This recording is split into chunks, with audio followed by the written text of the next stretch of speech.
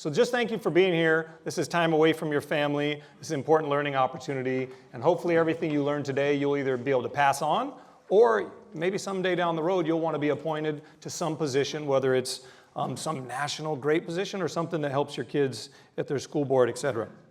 So our three presenters today are myself, Dr. Darren Miller, and then you just heard Norberto from Poder Latinx, and he'll be covering a major piece of the program as well. A couple housekeeping items. First of all, we are sponsoring this with the Central Valley Partnership. You heard Dan O'Connell introduce himself, a big shout out, as well as the State Center Federation of Teachers who have given this wonderful facility. Keith Ford, who got to introduce himself, he has gotten this space for the Empowerment Institute all year long. It's free, it's wonderful, it's beautiful, so thank you to the Teachers Union. All right, campaign strategy. These are the points we're going to go over today. These are coming right out of your campaign handbook that you can get on your QR code on your agenda if you'd like to follow along. But I'm going to go through all of these points, and I'm going to be pretty real because I've seen a lot of bad candidates, and I've seen a lot of good ones. And I'm going to cut straight to the chase as to what you're likely to expect when you think about your campaign strategies. It's the first thing you should be thinking about is expectations, the desired elected position, mapping out an election calendar, a realistic schedule, a budget, fundraising goals, and what the issues you're going to run on. So let's start with expectations. First of all, maybe you've decided to run for office, and that is absolutely wonderful. Being motivated to sacrifice yourself for others is very valiant. But you should take a step back and assess what time you have to give and all of the things this is going to take for your personal life. First of all, if you're going to run for office, the very first thing you should think about is the fact that you are probably going to lose your first race. You should think about what it means to lose, not what it means to win, what it means to have your name on the sign outside of the door, all the cool conversations that you're going to have, because that's the fun part. What happens if you lose? You need to have that based in reality, because there's a lot of things to learn about when you lose, and a lot of things you can take into your next cycle. And if you're stuck in a must-win mentality, you could drive yourself crazy, and you could also lead to extreme fatigue and maybe damage your personal life. So that's the first thing you should think about. The second thing is, what if you actually win? Have you thought about the time commitment that this takes? Running for office is the fun part. Winning and governing is boring. It's often based in terrible realities of being late at night, people calling you all the time, dealing with budgets that you've never seen, corruption oftentimes inside of administrations, people lying to you, all of these things. So if you actually win, what does it take for you? So those are the expectations, and I want it's a thankless business. People are not going to come up to you and thank you. They're going to yell at you more often. So think about the difficulty it is to win or lose right out the gate. And if you're not running for the right reasons, then the thrill of campaigning, that's probably going to be a losing battle anyway. Next, your desired elected position. Most of us view politics from a 30,000-foot perspective, or for something that impacts us directly, like a school board for our kids, or maybe you care about what's happening at the city. And those are the fun positions that look cool on TV, Congress, et cetera, climate change. I meet young people all the time that want to change the world and impact the prison systems and get climate change under control. And they're running for something that has nothing to do with those levels of government. You have to understand where you want to go. And if you ultimately want to change those things and be in these very powerful positions, you're not likely to win that race right out the gate. You have to build a foundation for yourself that's based in reality, and it might take you 10 or 15 years to get to the place you want to go. So do not come to me with zero ownership in a particular position and say, I want to run for city council, and you have just moved to that district, you don't own a house in that district, you don't have any family in that district, you don't have any kids you're raising in that district. If you have no stakeholdership in the position you're trying to run for, or if you're 19 years old and you want to run for the school board, that doesn't make any sense. Because maybe you want to run for the school board because you think that's going to be the path to the city council. That's not a good mentality. You need to run for the things that you care about, that your values and your experience line up for. And if you do not, you're likely to go to the door, you're going to meet a very experienced voter that runs you down, and you're going to feel totally out of your depth. So you need to start with your desired elected position that's correct to make sure you can get to where you want to go. Understand Robert's Rules of Order, understand the rules of the game, and then work your way up. Mapping out an election calendar. This is very important because your family life will suffer, your personal life will suffer, and your campaign will suffer if you do not map this out on a visual space somewhere. Not on your phone, because you can't see it. You have to map this out on a wall. You start backwards from Election Day, okay? Here's Election Day. Here's voter registration deadline. Here's when the mail ballots get put in. Here's when my filing deadlines are. Those are just the campaign very basics, right? Then you need to put in your family commitments. Don't forget your anniversary. Don't forget your kid's birthday. Don't forget the vacation you already paid for. Don't forget those things that are going to get you in hot water wherever you're at, or if you're involved in a club, right? Maybe you're the president of your local club. Don't go out of your way to put on blinders and then forget about your obligations. You have to map all this out, or you're going to be double booked, or you're just ultimately going to eat a bunch of stress that's going to lead to you making mistakes in your campaign. So please think about mapping this out, being realistic. If you are running for an office and you map out 3 months, because you got 3 months till Election Day, you're going to lose. If you got 6 months till Election Day, you might get lucky and win. If you're going to run for office, you need to be thinking about this a year out, which is why hopefully some of you are in the building today, because you missed a little bit of the primary next June. If you're running for something on the ballot in next June, you might have some time to catch up. But think about mapping things out from Election Day backwards. And schedule flexible campaign time. Make sure you're very flexible. Make sure you can get around certain stuff, or that you've hired the proper amount of staff to cover certain things. And that's something that we'll be talking about in the budget.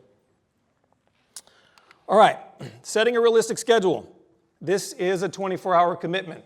It shouldn't be on your mind 24 hours a day. You shouldn't be losing sleep, but you're always running. It's going to take up a majority of your life. But you do have to take breaks.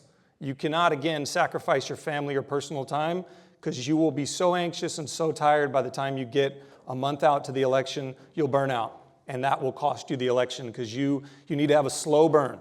You need to build your way up to a powerful campaign. So you need to be always on, but not always on full blast. It's a slow burn, a slow build to make sure that you are properly getting staff, properly getting money, staying away from high-level fatigue, and able to reinforce your message, stay on task, all of those things. So it's very important that you need to be understanding how important, how realistic this is, but also staying on task and not being a month out from the election totally burned out.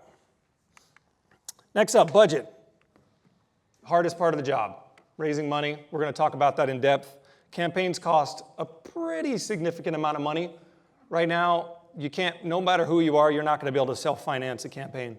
And you're not going to be able to come and convince me that you can raise $500, walk a bunch of doors, and get this done without raising money. You have to raise money, and you have to be able to set a realistic budget to know that you're going to be able to raise that money. So we'll talk about that today, but don't think you can run with no money. And don't think that you're going to be able to raise $1 million, because those are not realistic things. You should have enough money in your bank account to put $500 in right away to get yourself off the ground with the basic level flyers and business cards that you're going to need to introduce yourself.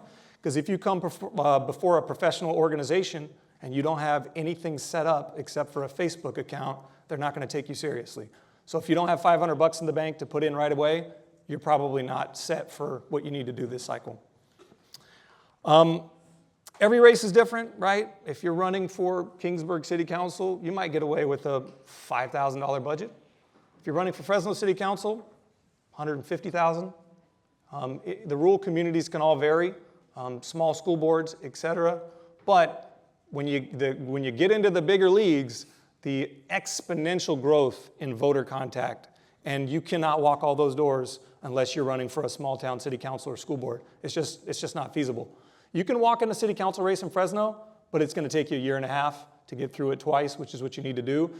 And that's a lot of flyers and a lot of printing and a lot of things that you're going to have to buy just to get through that amount of voters. So again, we're going to show you a budget today that I think is like $35,000.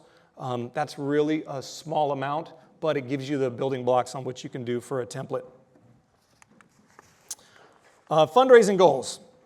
This is a really, really tough part of the job, probably the toughest part of the job.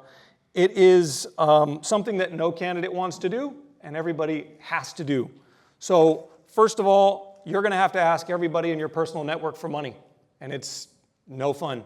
So you put in your own money, you're going to have to ask everybody in your phone for money. And you don't call and ask them like you're borrowing money to fix your car. You call them and tell them, this is what I've decided to do. You believe in me as a person, right? We've been friends. I've supported you. I want to better my community for my neighbors. These are the issues I'm running on. Please, would you consider supporting this? And that's the first test. Can you go through your phone and ask people for money? Because if you cannot ask those people for money, you're not going to be able to ask strangers for money. You're not going to get financed 100% by the labor unions or the other community groups. It's just not going to work that way. When we interview people late into the process at the Labor Council, they'll give us this grand budget they've come up with. We'll say, how are you going to pay for it? They say, well, we thought we'd get your endorsement and you'd pay for it. It just is the mentality of some people. No, you need to bring a bunch of money to the table before you're even going. You cannot borrow credit from the bank if you don't have any way to pay it back, right? You're going to have to bring in your own personal network's finances. And the best part about this is that it is, with the certain strategies, easier than it sounds. It's not just sitting on the phone all day begging for money. You host people at your house. You tell them about yourself, your issue. You really start with the problems of what you're trying to solve and the race that you're trying to run to solve those problems. If people believe in your vision and they believe in you, it's not about them giving you money. It's about them investing in the problems that you're trying to solve for your community. And that's something that we want you all to internalize.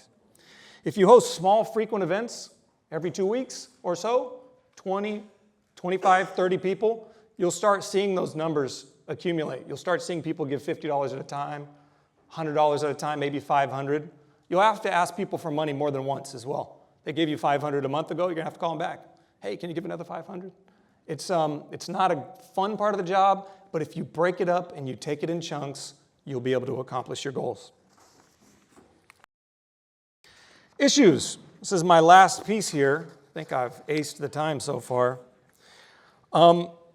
You are not only going to have to bring your own solutions to the race that you're trying to run and the neighbors that you're trying to help, but it's important that you listen because you do not have all the answers and you may have different perspectives than your neighbors have who you need to vote. You need them to vote for you.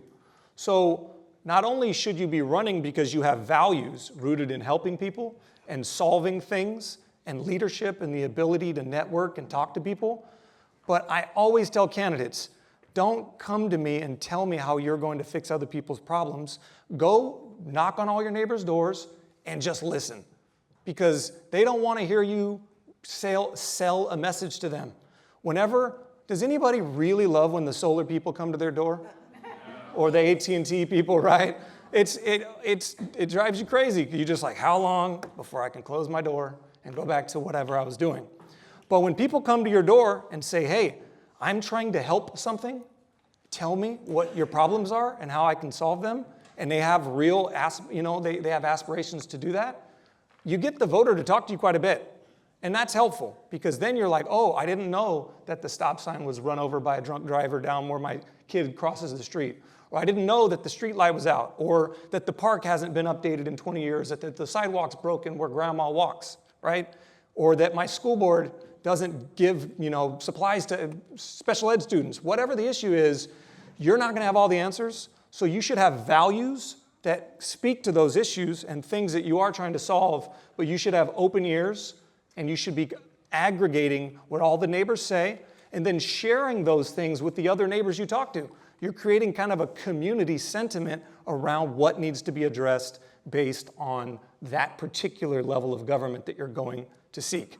Now, you will go to the door and you open it and you say, hey, I'm running for school board, and they'll say, what about Palestine? And you're like, oh, yeah, okay, yeah, that's a complicated issue, or what about abortion? And you're like, okay, you gotta kind of get the voter squared back away to hey, we can talk about that, but really, I'm trying to address our kids' needs. You're going to have to deal with that as well, but you need to have values, and you need to have an understanding that your neighbors have a lot of the answers, and that districts are big. So don't be arrogant, listen a lot, but have your values. That's really important. A lot of the candidates that are running for office right now, young people, they do want to change the world, but either their values are based in some national Democratic Party structure thing that is a little bit elusive and doesn't make sense for what they're trying to do, or in the background they're trying to be career politicians because they see this as a career, and that's not okay either. Have values, listen to your neighbors, think about fundraising in chunks, and that'll be a successful start to what you're trying to do. Okay, that is my opening segment here about expectations and strategy. I'm going to pass it over to Darren Miller for the candidate assessment, how to look internally for what you're trying to accomplish.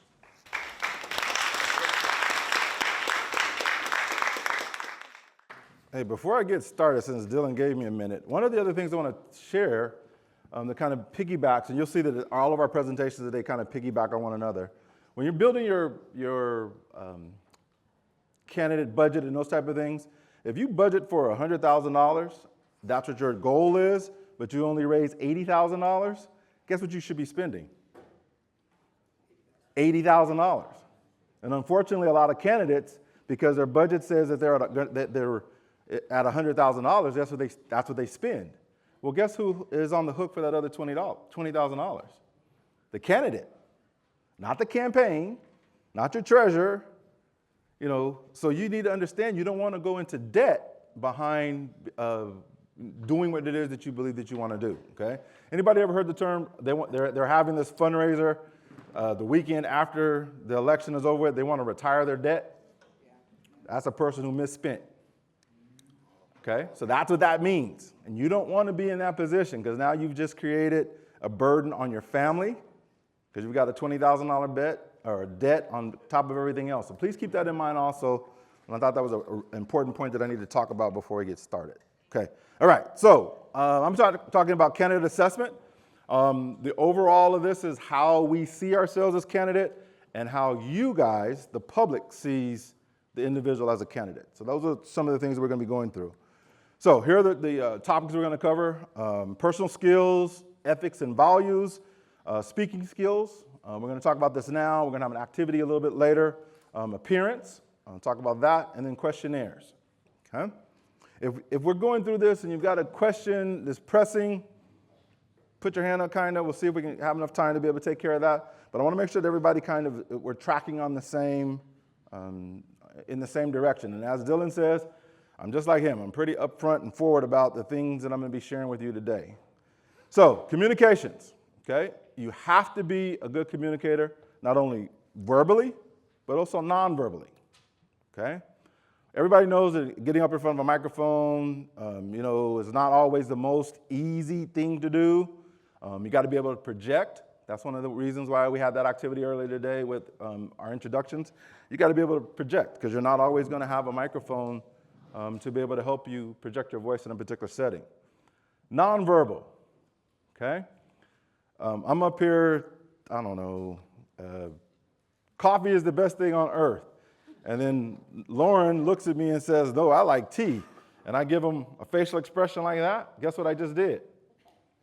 I just communicated nonverbally. Guess who's going to be held accountable for that? Him in the audience or me as a candidate? Okay? Got to be careful of not holding, when you're talking with people, not having your hands in your pockets. Okay? They always talk about when you're talking with people, when you're talking like this. Okay? What does this mean? To some people, it means that you're demanding. You'll notice that a lot of candidates, when they're talking and how many Italian people we have in here? They say that Italians talk with their hands. You'll see the candidates, when they're doing that, if they're a hand person, they'll curl their pointer finger and not be pointing. Okay? So you got to be aware of those type of things as you're engaging in the audience. Okay? Having one-on-one conversations. Okay? Are you in the person's personal space? Are you too far removed if you're having a conversation? Okay, you got to be aware of all those types of things because those are the little things that people will hold against you. And I'll talk about that in just a second, okay? Your support system. Dylan talked about this a little bit, but I want to highlight this as well. If your family structure is not intact, you're not ready to be a candidate.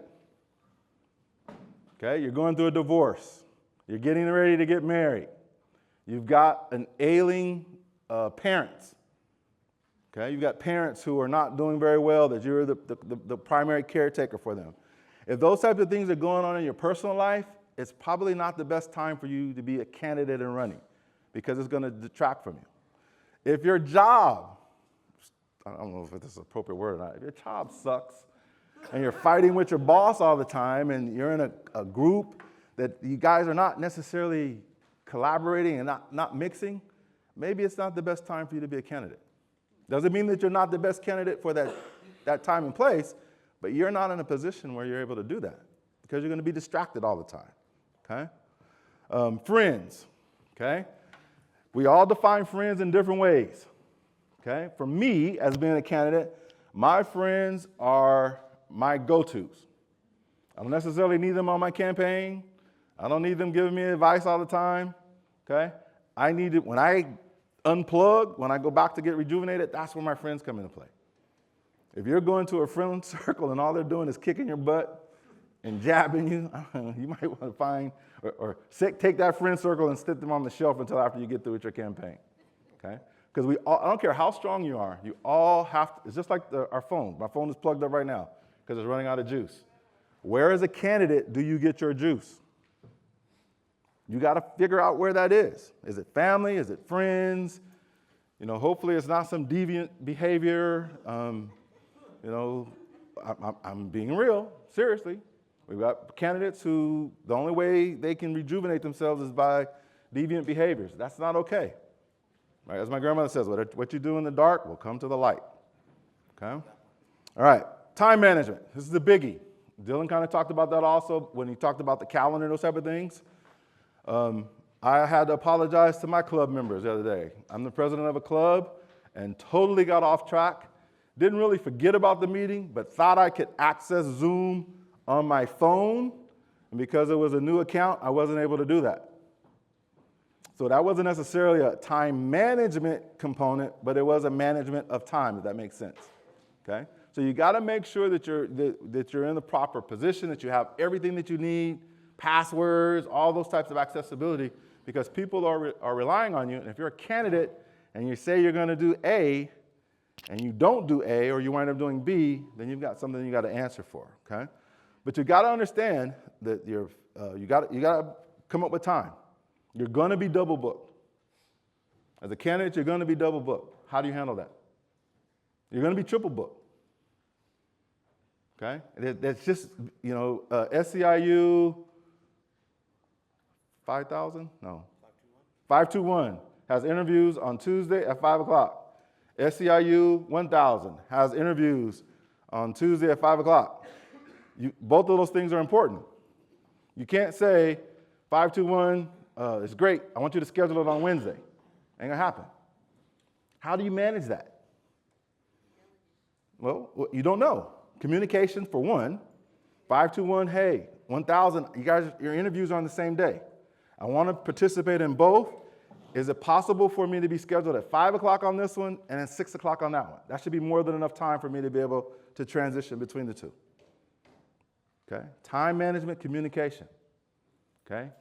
Can't tell people no because they'll hold that against you later on as a candidate, and you definitely want to have their support. So time management and managing time, if you guys understand what I mean by the difference, the syntax differences, is very, very, very important. Perseverance.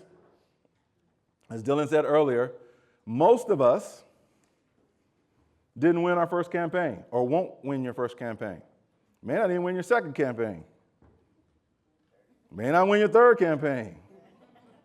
Okay? Doesn't mean that you give up. There are other ways and other times and other things that you can be involved in to still hone your skills, hone your crafts, okay? Becoming a leader within inside of your unions, becoming a Democratic, my Democratic Party person back here. All of those types of roles, the young people, Class officers, becoming class officers, being, not just in the community, but being class officers on your campuses, those are all training opportunities for you to be getting ready for ultimately when the time is that you become a candidate and you get elected. So don't poo-poo on anything, any opportunity that you may get to persevere. Good times and bad times. The other thing is, Dylan kind of touched on it a little bit also, there's a difference between campaigning and serving. Okay, I learned that early on. Okay, I told people, this is what I'm going to do. Okay, I'm going to be a city council person. This is what I'm going to do. Then I'm going to do A, B, C, D. And A, B, C, D are things that I've been doing.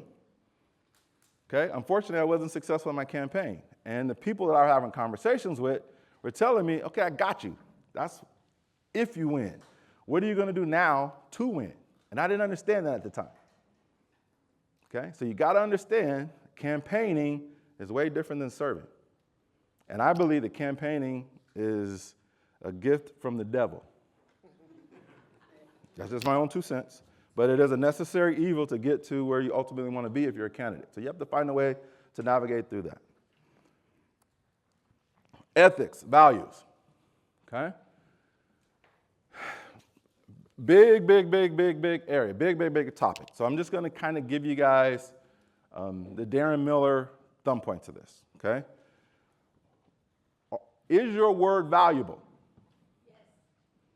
We say that, okay? We say that, but there are going to be times and situations where that's going to be questioned. How do you handle that? I was in schools for 34 years. I used to tell kids, not kids, but working with teachers, give me your non-negotiables. I hate liars. I can't deal with liars. Well, why are you in education?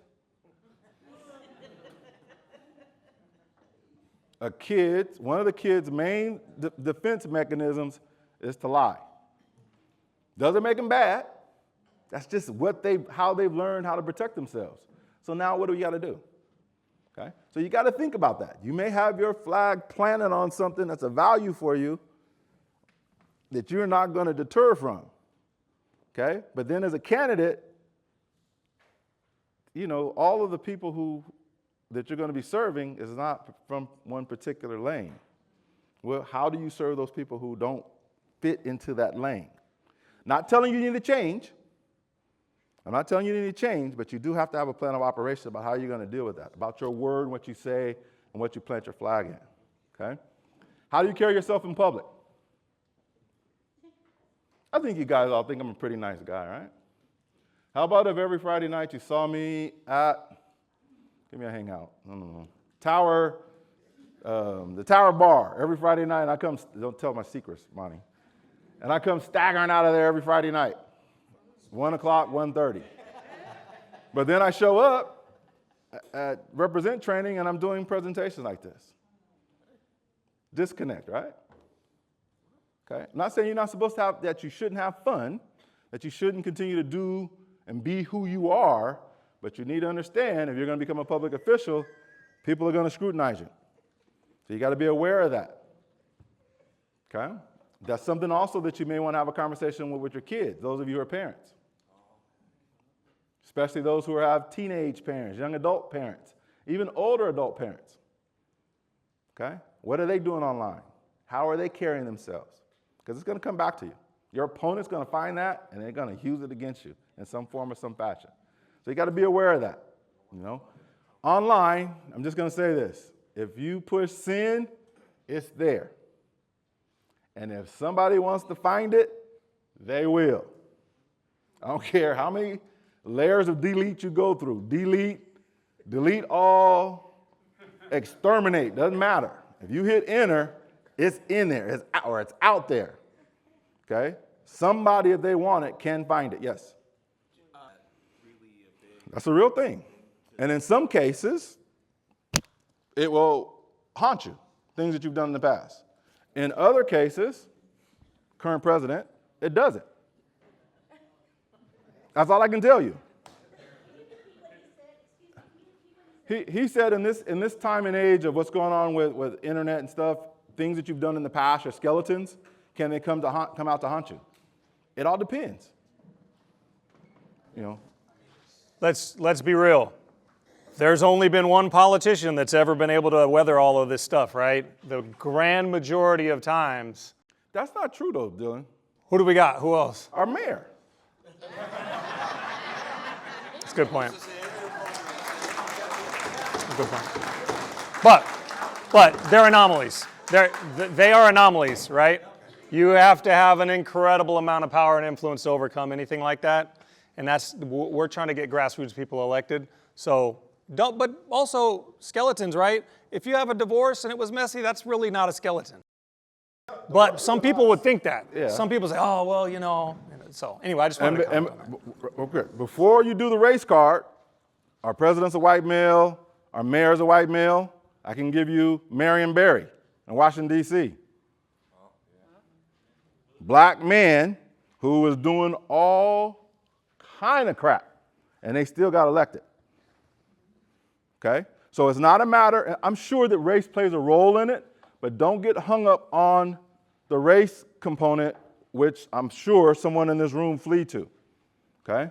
But if you did it and it's there, you're going to have to respond to it. Some of us have already done that, though. Okay? You know, say, that's not true, by the way. Say I had a drug charge. I was selling drugs at 17 years old. Okay, I got arrested. Maybe I did time or not, went on probation. It's done. I'm 59 now. Okay? What happens in that other time? Some people are still going to hold that against me. Okay? But also remember what we talked about. It's about the candidate, how we see ourselves and how others sees us also. So that's why I'm talking in there. So it's, I guess the bottom line I should say is undefined. It's kind of defined by your audience. But we as candidates have to understand that, and we have to be able to respond. Okay? Guess what one of the things is I've had to respond to all of my life? And actually, I'm not going to do that right now, because I'm going to do it later. All right. Where are you getting your campaign support from? Dylan kind of talked about this also. If you live in Fresno and all of your campaign support financially and from people are coming outside of Fresno, you're going to have a question. You're going to have to address that. I'm not saying it's good or bad or anything, but you're going to have to address that. If you are, in Kerman and all your support's coming from Fresno, you're going to have to address that. Okay? So just understand where you're getting your support from. And remember, everybody who gives you $100, I believe it is the threshold, $100 or more, you have to report it. So if I give you $99, I don't have to report it. But if I give you $99 twice, I've now given you $198, I do have to report it. Yes, ma'am. When you're running, you could claim less than $4.99, right? You don't have to claim if you're running and that's all you spend. That's a different topic. I'm talking about people who are giving candidates contributions, not what we spend. You're talking about our spending limits. There's a level of spending. If you don't spend over that, then you don't have to report it. Right. But if you don't spend over, say the threshold is $4.99, you don't spend more than $4.99, but Lauren gave you $100, I gotta claim it. You got to report it. Okay. You got to report it to the FPPC people, and there's a way that you do that. Okay? So you need to understand that. And it is, what's the fine on that? It's like $5,000 or something like that. Isn't it the fine when you misreport? If it's not an error, I know there's a financial fine on there, and if you're doing it to a large sum, you could actually go to jail. $1,000? Okay. So just know the campaigning is serious. Okay? And then we talked about this a little bit already. What does your history say about you? We'll talk about that in just a second. Okay? Speaking skills. Okay? I'm going to start from the bottom on this one. Okay? I tell people this all the time. I've got 5 college degrees. I have a doctoral degree in education. I'm the most educated, uneducated man you know. I absolutely hate reading. Hate it. So speeches, if you write a speech for me, I'm going to struggle through it. I have to read it 3-4 times, and I already told you I hate reading, so I'm going to struggle through that. I don't know if there's a right word for it. I'm a noter. So I do bullet points. If I have bullet points, I can cover the general area and general topic. You got to decide what it is that you're going to do. Because if you get up there and be comfortable talking to others about yourself and your plans. Do you effectively convey a message? I'm reading it correctly, right? I haven't missed a word. Do I look confident? Do I sound confident? But if I say, you need to be comfortable talking about yourself when you're talking, when you talk about yourself to others in public and those type of things, you need to be confident in doing that, okay? Your message, is it effective? Okay, like I used to tell my dad, who was a minister, he could have the best sermon ever known to man, okay? And he can be in the pulpit, but if everybody in the audience is asleep, guess what he's doing? Talking. It's not an effective message, okay? See the difference? I cannot, and I'm sure there's people in here right now who cannot function positively by reading. Okay? You need to come up with your own strategy and own way that you're going to be doing how you're handling your speaking skills. Are you comfortable talking with others? I'll have a conversation with anybody about Darren Andrew Miller. Okay. I'm just comfortable about that. I'll write things down. You got to be comfortable talking about yourself to others, and we'll have an activity for that a little bit later. Can you stay on message? If the message that we're talking about today is bluebirds, when we finish talking 5 minutes later, if you're talking about giraffes, not good. Okay? Can you stay on message? There are some of us in here who ramble, and you'll see an example of this here in just a second. Are you able to alter your conversation and your message also for your audience? You cannot have the same message to all audiences. Okay? Doesn't mean that you change the essence of it, but you do have to be able to talk to different groups and different crowds. All right, so here's some real quick examples.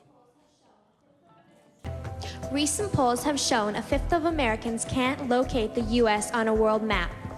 Why do you think this is?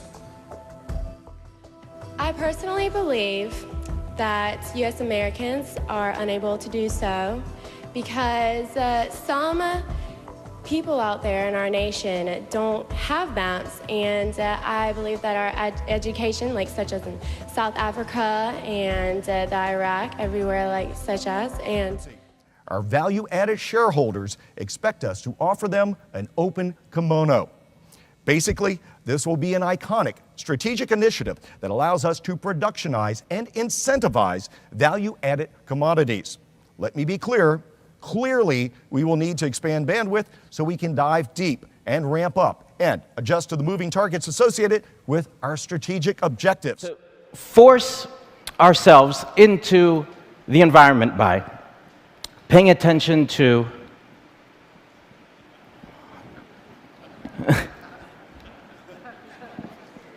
crowdsourcing. It's just a quick video of what we do. Hang on a moment. It might take a moment to load. Oh. We can just skip. Well, I'll just skip through the video instead.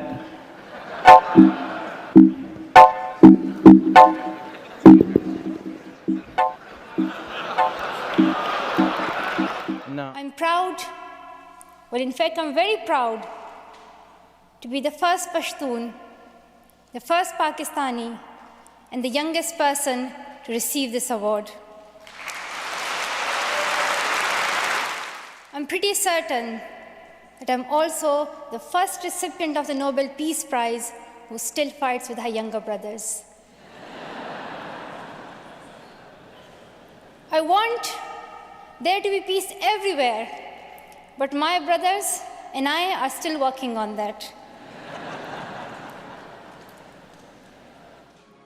The printing press came this year, and then less than 2 months ago, during this whole 50-year span of human history, the steam engine provided a new source of power. Newton explored the meaning of gravity. Last month, electric lights and telephones and automobiles and airplanes became available. Only last week, we develop penicillin and television and nuclear power. This is a breathtaking pace, and such a pace cannot help but create new ills as it dispels old. So it is not surprising that some would have us stay where we are a little longer, to rest, to wait. If this capsule history of our progress teaches us anything, it is that man in his quest for knowledge and progress is determined and cannot be deterred. So what are you going to do when your technology quits? You're going to go home, or you're going to adapt? Okay. I think this is the last. I can do these last two real quick. Okay. So one of the things is we have to deal with our parents. Okay. With that, you are who you are. Please be, I know this is not, remember I said I was uneducated. Please be who you be. Okay? God blessed me with three things. I can't change them. My three B's. I'm big, black, and bald.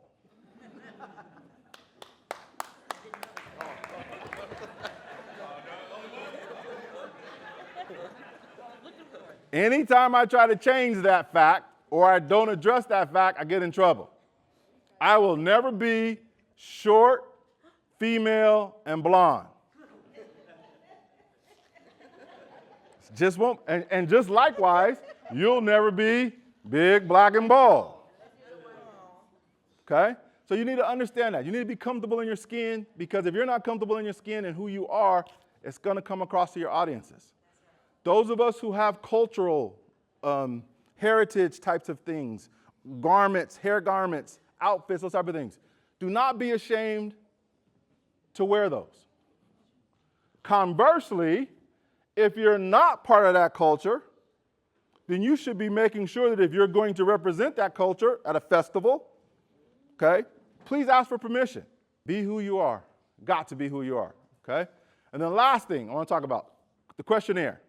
You're going to get 1 billion of them, okay? You need to make sure that you're doing all of them, whether you turn it in or not. Complete them, because a lot of the information on there is redundant. Cut and paste, cut and paste. Always make sure that you review every questionnaire that's sent in your name.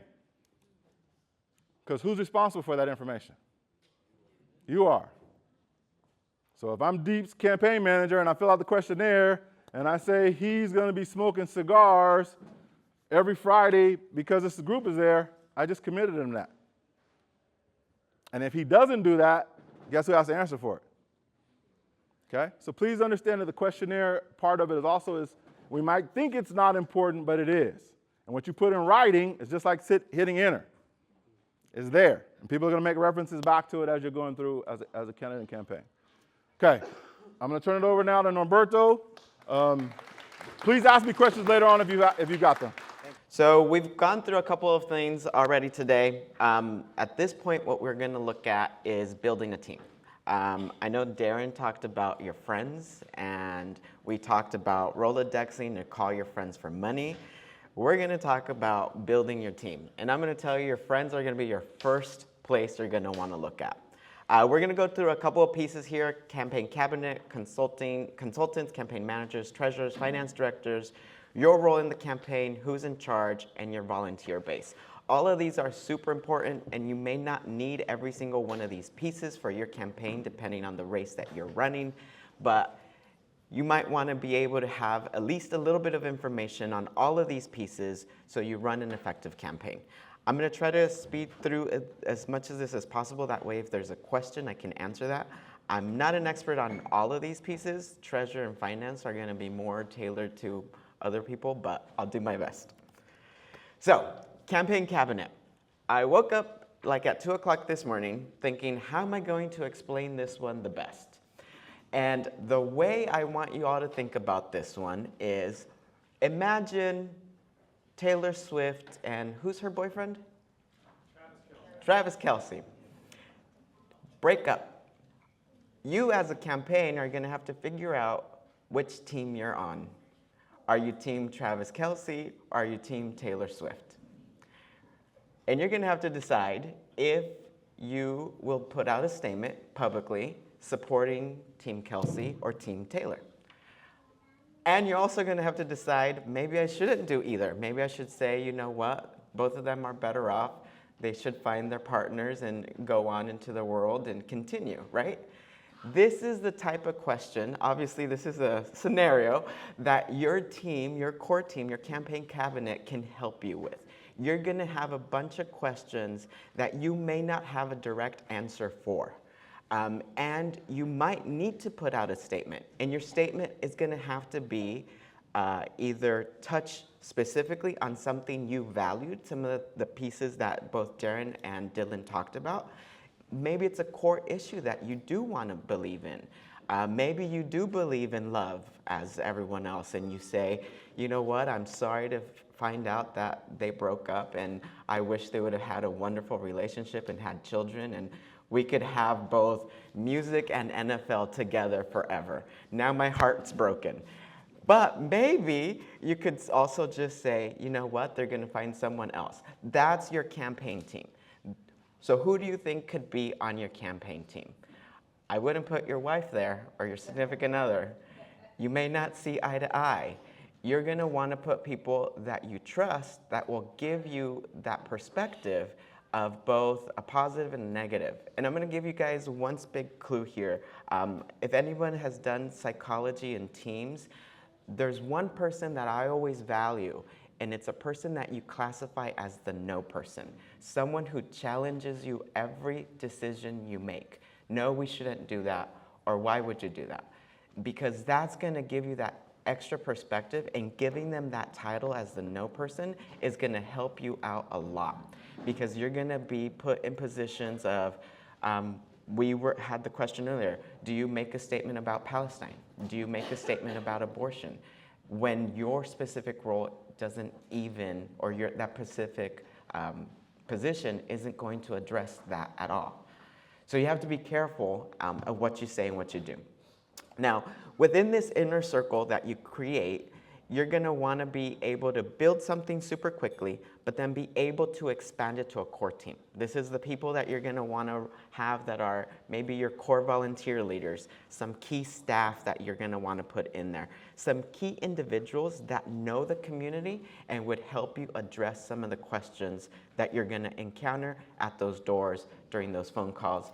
And you might even need to include some of those people that are donating money to you, because they're going to be able to say, you know what, I know so-and-so, and this is the issue. Thank you. This is the issue that it's going to help you in this specific area. So they're going to be super helpful to you. Campaign consultants and campaign managers. Now, if you're running a small race, you may not need all of this part. You might be able to pull it off by yourself. I would not trust to put this on you like right away, especially if you're doing a first-time candidate. I think you should look at people in the community that have ran campaigns and get them to be your campaign consultant or campaign manager. The major distinction here that I want to make is a consultant not always is there for the full duration of your election. They might be there to build a campaign strategy, develop some specific plans, give you some guidance, help you with that calendar, help you with your Rolodex, set something up and build a message that you might be able to deliver. But they don't always stay on board, depending on your money that you can pay them, right? Because they need a fee, so that's going to cost you some cash. So there's like simple plans that they'll set up, and then they'll give it to you, and then either you run it or you can have a campaign manager run that specific plan that they set up. A campaign manager is more directly connected with you. They sometimes will take on the role as a consultant, develop that strategy, develop that message, and modify it as the campaign is going on. The whole point here is that this is a person that will stand with you in positions or in places that you can't be at because your election maybe spans 2 or 3 different counties. So you need to be able to have those individuals help you with the experience that they have. Connections is a big one, and then just history, their own stuff that they've done in the past. Treasurer. On treasurer, this one's super important. This is the one where candidates can get into a lot of trouble. You do not want to commingle any of your personal finances with any campaign finance stuff. You want to know what the limits are for your donations from individuals. We heard about the $99 one already.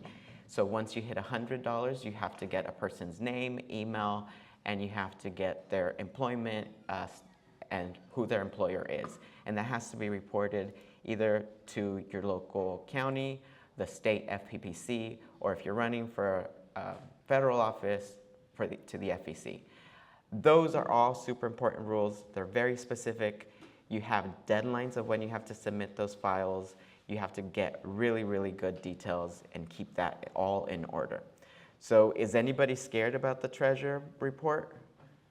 You should be, because that's the one that they'll hit you with. If you misfile, if you file late, if you file an error, you will get a letter either from the Secretary of State or FEC telling you, hey, where's your report? And here's the fee that now you have to pay because you didn't do it right. You might even need to have an attorney available just in case something else happens.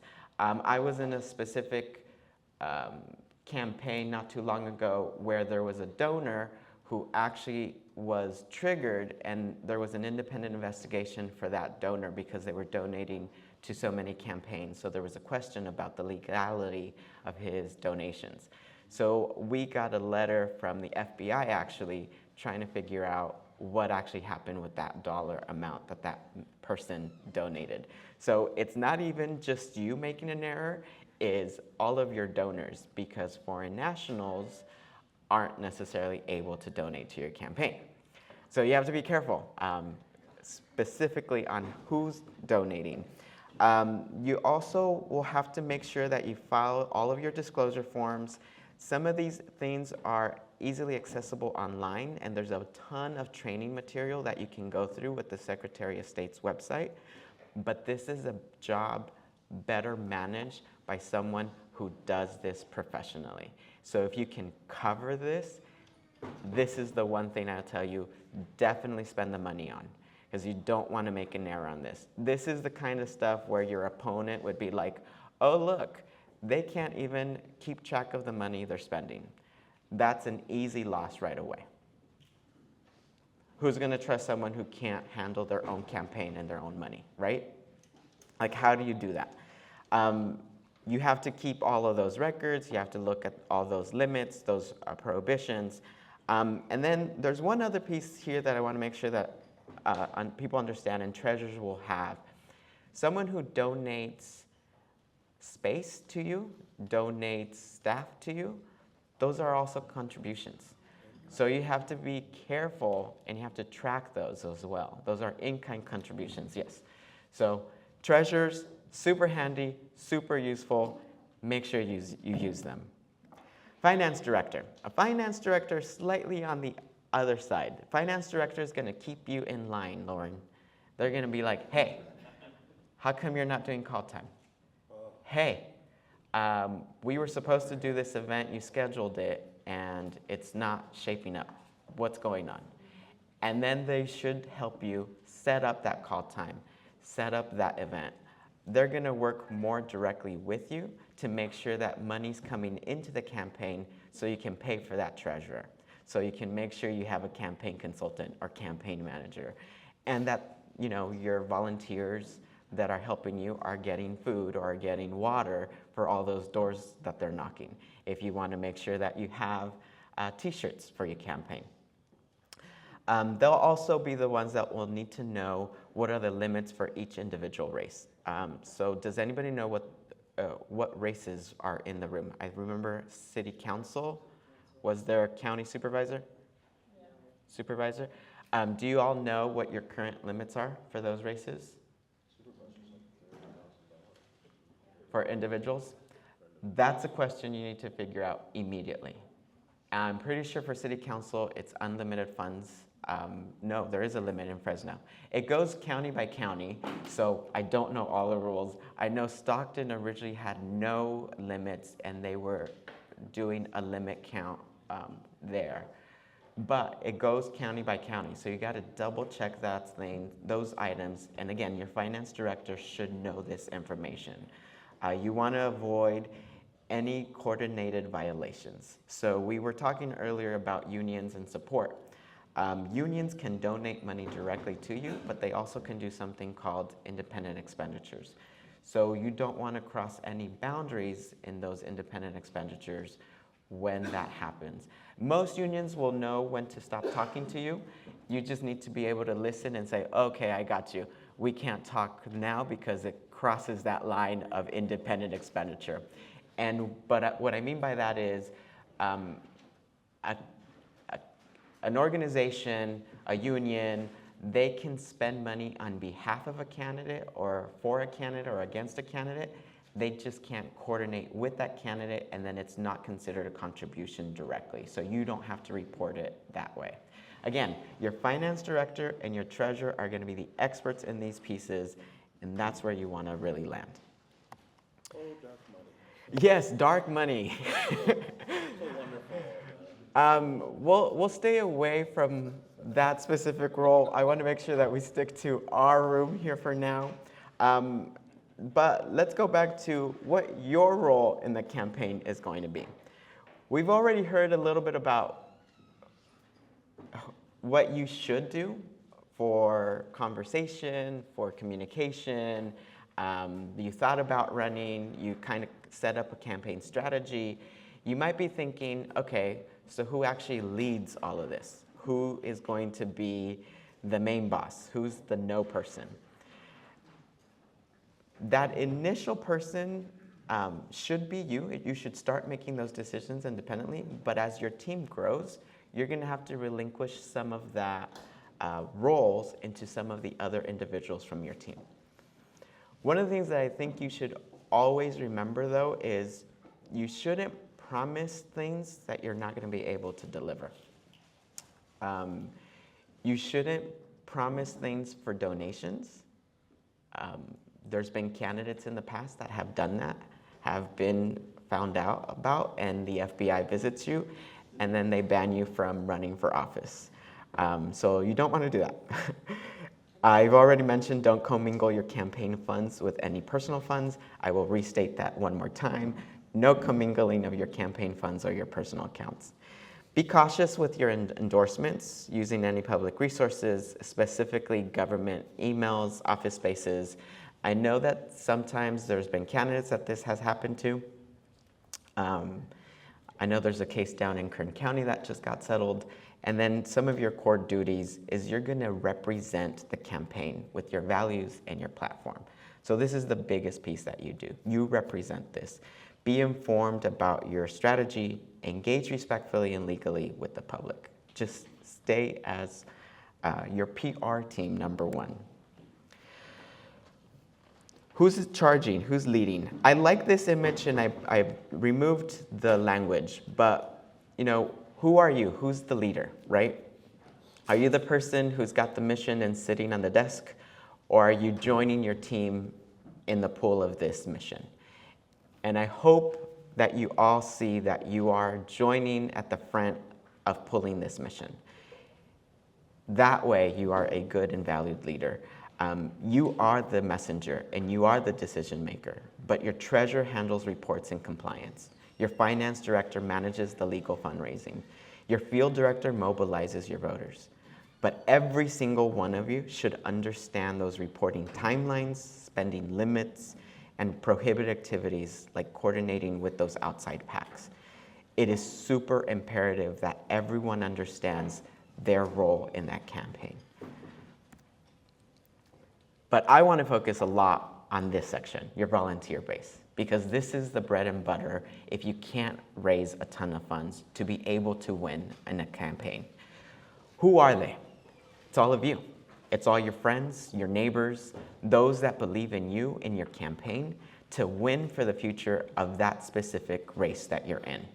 These are the people that are going to follow a script that's developed by your campaign consultant, your team leaders, your echo chamber from that kitchen cabinet that we talked about earlier. They shouldn't mislead voters. They shouldn't trick voters. It should be very specific as to what you're intending to do. That piece that you already worked on in the beginning. Most of these people are going to be unpaid because they're volunteers. You might be able to give them some food, some water, some gas cards. That's typical, that does happen. But you cannot give them any compensation when they're volunteers. They can't use any government time, space, or resources. Make sure that they follow that. I know that sometimes people say, oh, it's just a quick meeting. Don't do it. Don't give your opponent the opportunity to file a case against you in your campaign that something happens. Volunteers should follow a code, and that's something you should develop within your own team. But it's as simple as knowing what kind of outreach they can do and they can't do, what kind of activity they're going to log, if there's going to be any paid activity that's going to take place, whether it's texting or phone banking. But the biggest piece is they're going to build that trust between you and the community that's going to vote, that's going to turn out to vote. Does anybody have any quick questions here? And I think that's all from my side. So turn it over to Darren. But I want to emphasize a couple things. I like to use the stakeholder analogy in campaigns. If you are running and you're on the ballot, you're a stakeholder, the majority stakeholder in your campaign, but you're not the sole stakeholder. If you've asked people to be on your campaign and you're paying them, like Norberto said, let them do their role. If you are micromanaging your campaign every day, or you are battling people on Facebook or social media and you're not knocking on doors, you're going to lose. Your job is to be the face, to be the message holder, and to veto things, or let your campaign veto you, right? You really need to be focused on your role. We went over those things so you could know what you have to hire and what you should not do. Your job is to talk to voters. It's not your job to delegate all of the voter conversations to your volunteers as well. So make sure that you are doing the most amount of public appearances and you are so busy that you're not able to manage your own campaign. Just be the candidate. So I just wanted to emphasize that, let you know that breakfast was here, and then Dr. Miller is going to take over from here. I promise to keep us on track. All right, here we go. All right, candidate development. Okay, please be reminded, I see you guys taking some photos. Please remember that on the QR code that's on your agenda, as well as the QR code that's down at the bottom of the screen right there, will take you to all of these slides electronically, so you've got them, so you can maneuver through them. All right, speaking skills, a winning message, message discipline, which I am going to have, and media savvy and controlling the narrative. Winning message, okay? Is your message targeted? Remember I gave you the example earlier. If we're talking about bluebirds, and all of a sudden 5 minutes later we're talking about giraffes, something happened, okay? So you've got to be able to help, you've got to come up with some type of strategy and technique to keep yourself focused as you're having conversations, okay? It's very, very, very, very important. That's the last thing you want to be seen as a person who can't stay on message. Yesterday he was talking about this, today he's talking about this. It's not very good for your campaign. Is your message resonating with your audience? Remember the example I gave you of my dad being a minister. Great sermon. As he's preaching a sermon, he's into 2 hours, and everybody in the pulpits is snoring. Okay? Something happened. Doesn't mean that the message wasn't good or that the sermon wasn't good. Maybe it was not presented in the right way. Okay? Here's one thing, okay? When talking to an older audience, attention span is going to be a little bit longer. When talking to a younger audience, attention span is going to be a little bit less. Doesn't mean you change the information, it means that you change the delivery methodology that you use in delivering those messages. So you got to know your audience, okay? Did anybody notice, here he comes. Did anybody notice when Trustee Singh introduced himself? Did you guys notice what he did? Am I the only one? He said, Buenos dias, now Jean, good morning. That's my limitations. You also said one other. I think it was in Punjabi. That's always, if you can, That's always kind of something to do early where it kind of grabs people. Okay? Most of the people that we're going to be working with, especially in an audience like this, hey, he's trying. Okay? I was a principal for a long period of time. First time I was a principal in Madera at MLK, my first promotion ceremony, I got up there and said, Yo soy Señor Miller, el directora la escuela. See how you guys kind of laughed? Those of you who are monolingual, you guys didn't catch what I did, huh? Yes. I called myself a female principal. Okay? So, but the audience and the feedback I got after that was thank you. Thank you. You're not a male, you're not a lady, those type of things. So wait, you got to find a way to make connections as you're meeting with and talking with your audiences. What is your feedback telling you? I know Norberto says you should not have your wife or husband or significant other on your campaign team. I agree with that, but it doesn't mean you can't get their feedback. Okay? It doesn't have to be at a campaign meeting, but pillow talk, dinner talk, long road trip talk, having that conversation is valuable. Hopefully your partner, whoever you're with, is going to give you an honest opinion about what the feedback is. Okay? And it could be as simple as, that was a horrible, hideous tie you had on. That's not a big thing for women, right?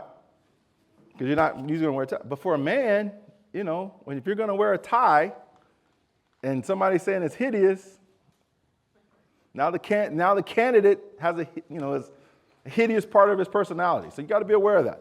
Please get that feedback from family, friends, close people. If you have teenage kids, great opportunity to have a conversation, especially with social media. Okay? What is the messaging coming across? Okay? Grandma should not be on Facebook. But grandma might be a candidate. So guess what? Grandma has to be on Facebook. She has to be on social media.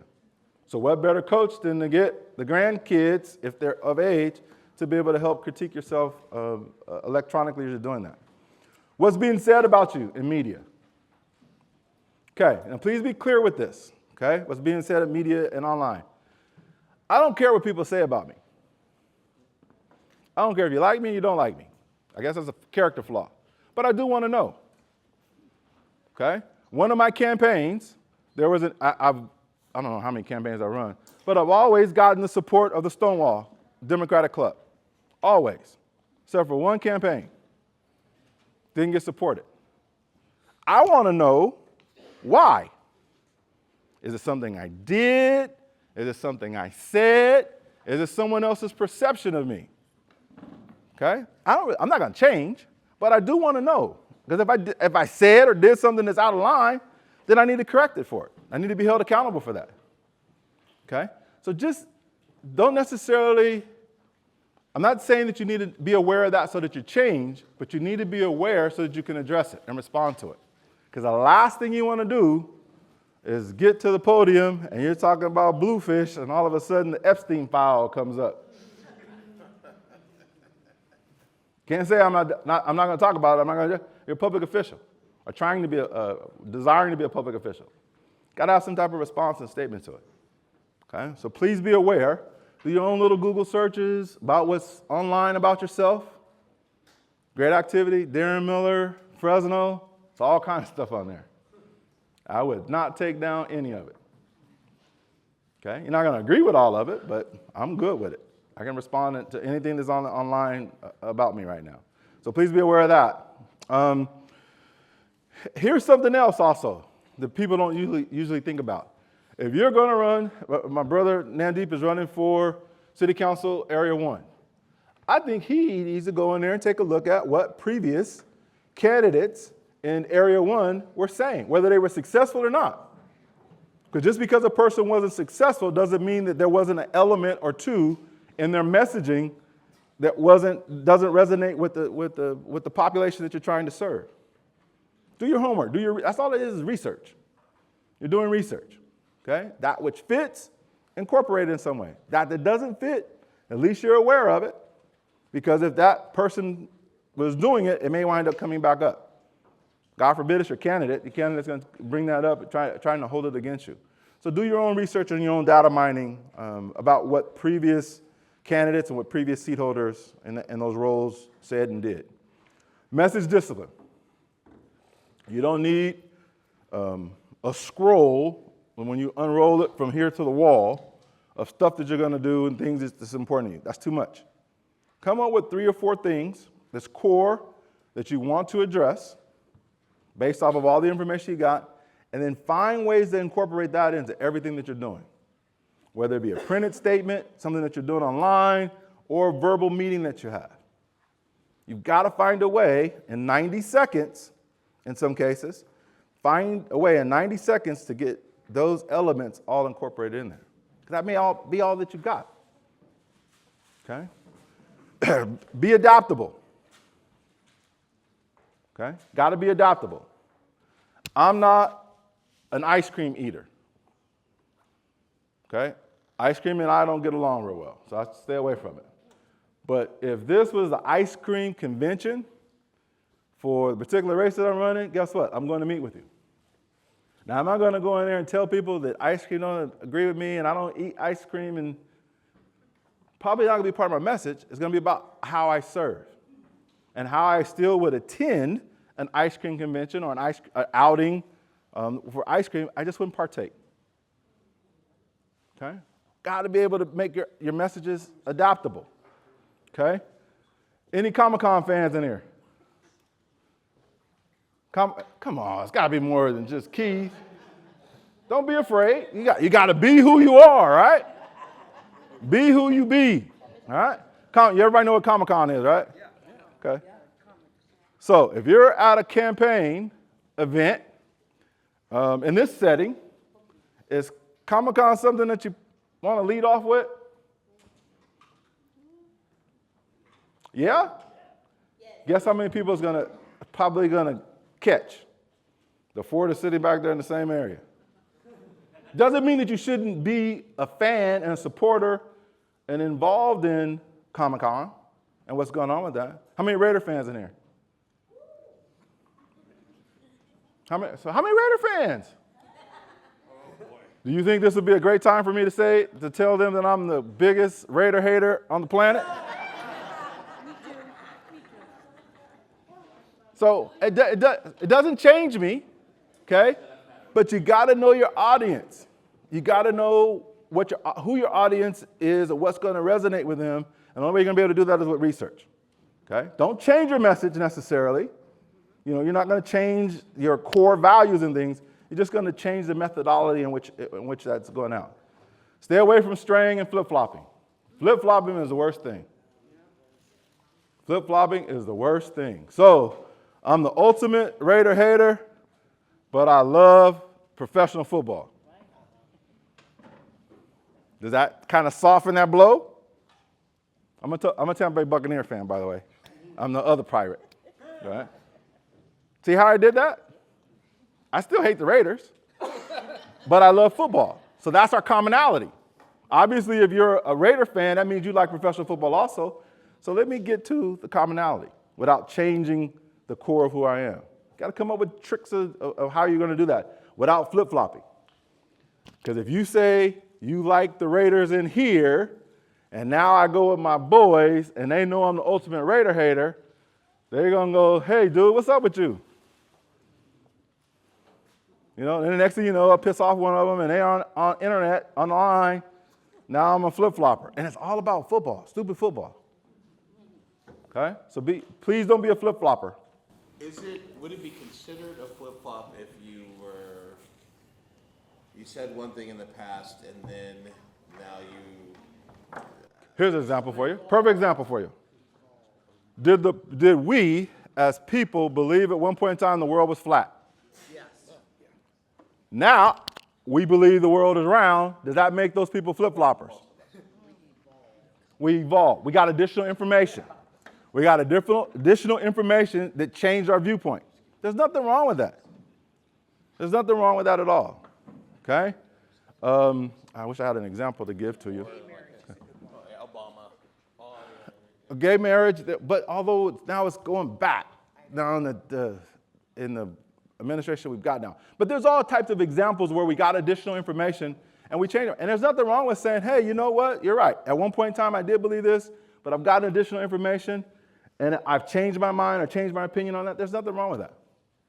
Okay, but if you're just changing, the wind's blowing this way, and so you're leaning that way, and then when it changes, that's not the way you want to be as a politician. Darren, can I speak to that?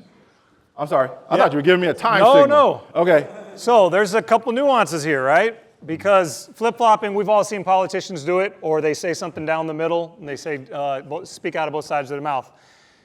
You don't really want to learn new information midway through a campaign and then change your mind, because people are just going to bring up the old clip. It is very acceptable for you to meet a voter or a group of people and they educate you on something that's important to them and you say, thanks, I don't really have an opinion on that yet. I'm still forming my understanding. You don't need to be on the record about everything. Because if you ask me about some stuff that's happening in something I'm not super familiar with, or if they catch you on a question that has nothing to do with your campaign, you don't necessarily need to give a definitive on-the-record answer for that. So you don't want to really be in the, I actually learned something about that again and now I changed my mind. You should really have the first time said, thank you, I'll take that into consideration and learn more about it, because you want to listen more and form opinions on your core values only. If you're out there giving opinions on every single thing in the world, you got 40 things that people can call you out on down the road should you learn new information. So message discipline. And one additional, it's not a pushback, one additional element on there. I am a person who prides myself at ultimately learning in everything I do. Some of my best lessons that I've got is left scabs on my body, physical scabs, okay? That's how I learn. And so as a candidate, I don't have a problem with telling people, the more information you give me, the more intelligent I'm gonna become about it. Maybe there's an opportunity for me to learn some more things. There's lots of stuff. The Punjabi culture. I know stuff around school, but I don't know a whole bunch about the Punjabi culture. Hmong culture, I believe I'm pretty good at because I've been around a lot more. We have all these different ethnicities and different groups, different mindsets that are coming in. I still don't understand what the pronouns. I'm comfortable sharing that with you. Doesn't mean that it's not gonna go off in my head as a light bulb, oh, I understand now. But people are who people are, okay? I try to stay away from labels because most of the time I've been labeled incorrectly, okay? So I try to stay away from that, although our society loves putting labels on people and things that we're doing. So I battle with that. So I agree with Dylan, okay? Everything doesn't need an opinion. Things that go in your head, in your ear, does not necessarily always have to come out your mouth. Sometimes you need to let it go in your ear and rattle around a little bit before it comes out your mouth, okay? All right, we already talked about, Norberto talked a little bit about criticisms and perspectives from your campaign team that you put together. Everybody's got a role. Please empower them to be able to be the best in the roles that they can, offering criticisms. And if you say you want to do A, and your team comes up and says, we're doing B, you as a candidate have got to defer and understand that your candidate, the people that you put in place to lead you, is going to lead you in the right direction. Okay? Got to be, and that's real tricky as a candidate, especially when you're a new candidate. Okay, you think that you're responsible and you got to do everything, and that's not how successful campaigns are run. So, the last one on this slide. Listen, and then after you do that, listen some more. As I said, let it come in your ear, maybe in both ears. Ricochet in that brain, at least 5 minutes, maybe it might be 5 days, okay? But let things process around in your head before you hit send, before you get in front of a microphone and say blah, blah, blah, blah, blah, okay? You have to be careful of that when you are working on becoming a public official because, as I said, once you say it, it's out there. Once you hit send, it's out there. And your opponents are going to use that against you. Media savvy. I'm still learning this, okay? No campaign is being won 100% online. No campaign is being won, 100% absence of being online. We are now in a time frame where you've got to come up with a mixed way of doing things. Okay? Thank God for COVID. I know that sounds weird. You actually, even because I lost my mom to COVID. Thank God to COVID, because COVID, the happening of COVID and that pandemic forced us to come up with different ways of communicating. Okay? Us older people have an issue with that. We like being in rooms like this. Our younger folks could care less about this. They would much rather see your face on here. Okay? As a society, I don't know where we are with that. Your campaign is going to struggle with that. When do you need to be online? What do you need to put online? When do you need to be face-to-face? With whom you need to be face-to-face? You're going to struggle through all of that. But have a media savvy. And it also, I don't know if Norberto, did you talk about having a media consultant? I really believe that in campaigns now, we've all got to a point now where we probably need a higher person, just like to handle our finances and those other things, probably just to handle our social media. Okay? Especially a person like me who could care less about social media. Okay? It's important for the campaign, so you need to probably think about hiring somebody, not a volunteer, unless you got a good volunteer, but actually hiring somebody, making them the job on the campaign, because it is such a big part of what we're doing now and where we are. I'm going to skip through all of these. Okay? Social media, as I said earlier, cannot be 100% of your campaign. It needs to be used as a tool to bolster your campaign. Okay? Outreach, bolster your outreach, bolster your connectivity, bolstering your ability to learn from different people. Depending on the race that you're in, if you're in a rural city council race or a rural school board race, maybe you can get to 75, 80% of the doors you're walking. If you're running for Congress, ain't no way. How do you develop a strategy, a message with shaking hands and kissing babies, old school way, and using social media to maximize and bolster what's going on with your campaign? I think that needs to become a job of your campaign team. Okay? At least that's where my thinking is going. I don't know how other candidates feel about that. One other thing, press releases. Everybody in here thinks they know how to do a press release. Anybody in here written a press release? How'd it go? First time. You guys are the A+ students. I guess I was in a D. I was getting a D in my class. Press releases, there's a strategy and a technique to it. Okay? It's not a matter of you just writing stuff down and sending it. There are some specific ways and things that you need to do. You can go online and pull up how to write a press release. Okay? Somebody on your team needs to be savvy in dealing with press releases, because a press release can be effective. Press release can also bury you, get you in some trouble. Okay? So you need to be careful with that, but you need to be able to utilize it to help your campaigns. Controlling the narrative. How do you control the narrative?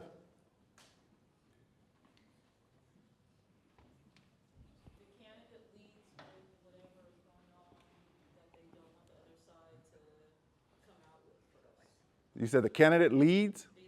Okay. Telling yourself before somebody else does. You know what that's called, where we refer to? Yeah, no. Anybody ever seen it? Oh, I'm sorry. Stay on message. Stay on message. I was going to say choose the topic. Choose a topic. Okay. I call it the 8 Mile strategy. Anybody ever seen the movie 8 Mile? Be Rabbit. With B. Rabbit. It's the life story of Eminem. You guys, if you haven't seen it and you want to be a candidate, go and see it. And only look at the part where he's in the bathroom, or actually it's at the very end when he gets into a battle. He gets into a rap battle with this guy, and this dude is going to talk about how he had relationships with his girlfriend, how he lived in a trailer, how it was, what was that? His friend shot himself in the foot. Yeah, his friend shot himself in the foot. He was going to say all that stuff. So guess what B. Rabbit, Eminem did? He went up on stage and talked about everything that his opponent was going to say to him. So when his opponent got up on stage, he had nothing to talk about. Okay? That's controlling the message. Okay? I'm a staunch Democrat. Been a Democrat all my life. I'm involved in local Democratic Party politics as well as the statewide politics. The one admiration I have for my Republican brothers and sisters is how they control the narrative. Good or bad, because a lot of times they're doing it in a bad way, but you can believe that our Republican brothers, I believe that they do a lot better job of controlling the narrative and the messaging than we do on our side of the ledger. And that's not a right or wrong. I'm not saying that to be right or wrong. I'm just saying it as a fact, as the way I see it. Okay? So our messages need to come from us, as Anu said. Our messages need to come from us. Is that always going to happen? No. Okay? And you got to be able to respond. You got to be able to respond to messages that don't come from you, that don't start with you. Okay? But we got to be able to control our narratives. If not, then everybody's going to be saying all kind of stuff. And it doesn't mean that you got to be reactionary. Okay? Reacting also gets you into some trouble. Sometimes that's what the other side is doing. Your opponent is doing. He's trying to poke you to get a reaction that you blow up, and now you got to respond. Now you're no longer in control of the narrative because you're responding and what's it called? Where we're repairing your campaigns and those type of things. So please stay out of that position, okay? Know what you're about, tell people what you're about, and as things differ from that, you can always relate and direct people back to what your original message was. So you got to control your narrative. Now, I'm going to introduce our guests today. We're really excited to have them here. We snagged them all for about 40 minutes, so I'm just going to go left to right. First of all, this is Fresno City Council member Nick Richardson from District 6. Second, we have Lucia Vasquez, former trustee, Visalia Unified. And next we have Jaspreet Sidhu, current Central Unified trustee, Area 5. All right, you guys ready for my gotcha questions?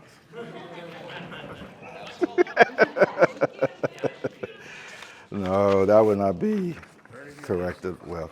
But we have 3 questions that we're going to go through, and then depending on the time that we have, a lot at the end, we'll open it up for a couple of questions from the audience. And so we'll go starting here with Councilman Richardson, and then go that direction, and then we'll come back, and then on the third question, Lucia, you'll go first. All right?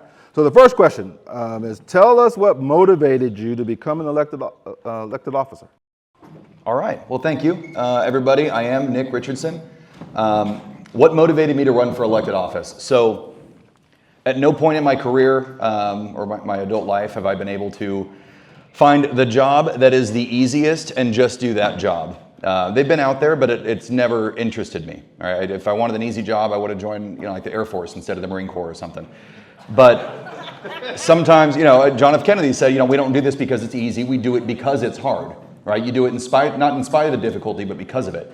Now, when I moved home, off active duty, I got a real clear picture of what the elected scene looked like, the elected representatives who would be speaking for me at the city, county, state, federal level.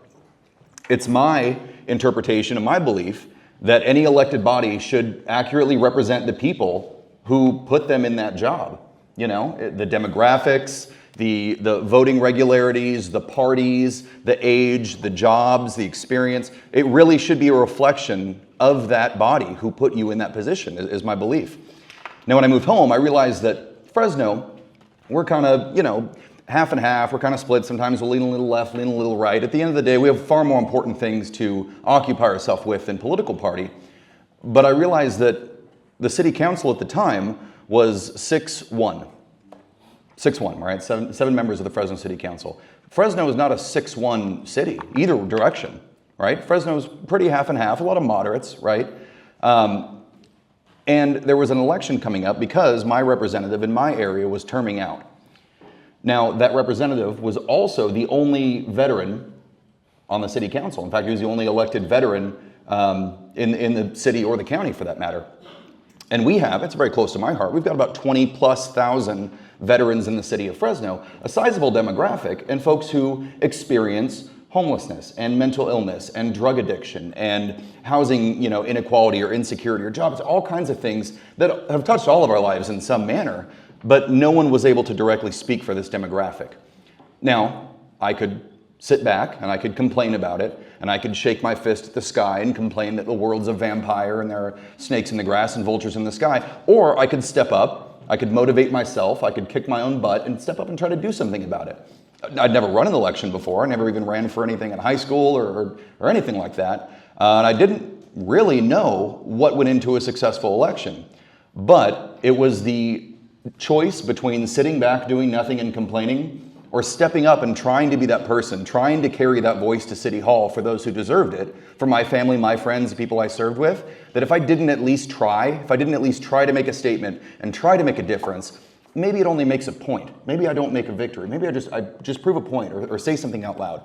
That was worth it for me to put my name on the line, to get out there in the public, to burn all those calories and make people not like me for one reason or another during the campaign. All of those personal risks were worth it to me to be able to step up and take that hard choice.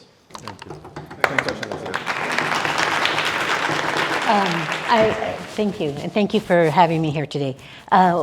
When I ran, let me tell you what happened. Is that I wanted to be on the grand jury. I thought, you know what, I'm ready to do something. I want to do grand jury, so I applied for that, and there was a mandatory meeting that I had to go to on the same day that my flight went to Europe. And I thought, oh, I'm not going to be able to do this. It's like, okay, I'm going to trust Creator knows what he's doing, his timeline, that kind of stuff. So I go to Europe, and I'm hanging out with my friends, and they take me to this big, and we're talking thousands of people in the street protest. What they did is all these people went to vote and voted for no one to show they had power and strength, and they were saying, you don't have a candidate that fits what we want. So the following year, right? So you have all these votes with voting for no one. So the following year, and they don't run just for a candidate, you vote for a party. So it turned out they ended up getting 8 people sit in Parliament, and one of my good friends was number 9. So she didn't make it that year, but she's now currently in Parliament. But they told me, hey, isn't this great? Don't you want to stay and help us out here and do this stuff? And I thought, I grew up in the farm worker movement, right? I've been to a lot of protests. I spent my summers in parking lots giving out flyers for the boycott. That's how old I am. And so I said, there's so much work to do at home. I said, I need to go home and I need to take care of that. So when I got back, I was asked to run for school board. Something very important that I learned from Ana Caballero is that women, especially research shows us that women of color need to be asked to run for office. Men will just say, hey, I think I should do this. Women need to be asked. So I'm asking all of you to consider it. And so I was asked, and I went around talking to my friends, and I said, I'm thinking about running. It's like, don't think about it, do it. And that one of the things that I learned, and I know that's the next question, is that there was already a system in place that I didn't find out about until afterwards, that other people also wanted to run for the position that I was running for. And they said no. They came to me and I told them, no, Lucia is our candidate. So there are things in play that you don't know about. And that's why all the information that they gave today about being authentic, about being yourself, is just really good advice. But I ran because they asked me and because it was my time. I'll make it quick.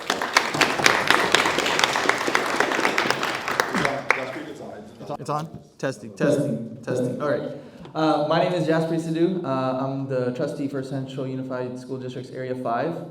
My journey is a little bit unorthodox. I'm a nurse. I still work full time, and I had no plans of running for Central Unified Trustee Area 5. I was perfectly content taking care of my patients.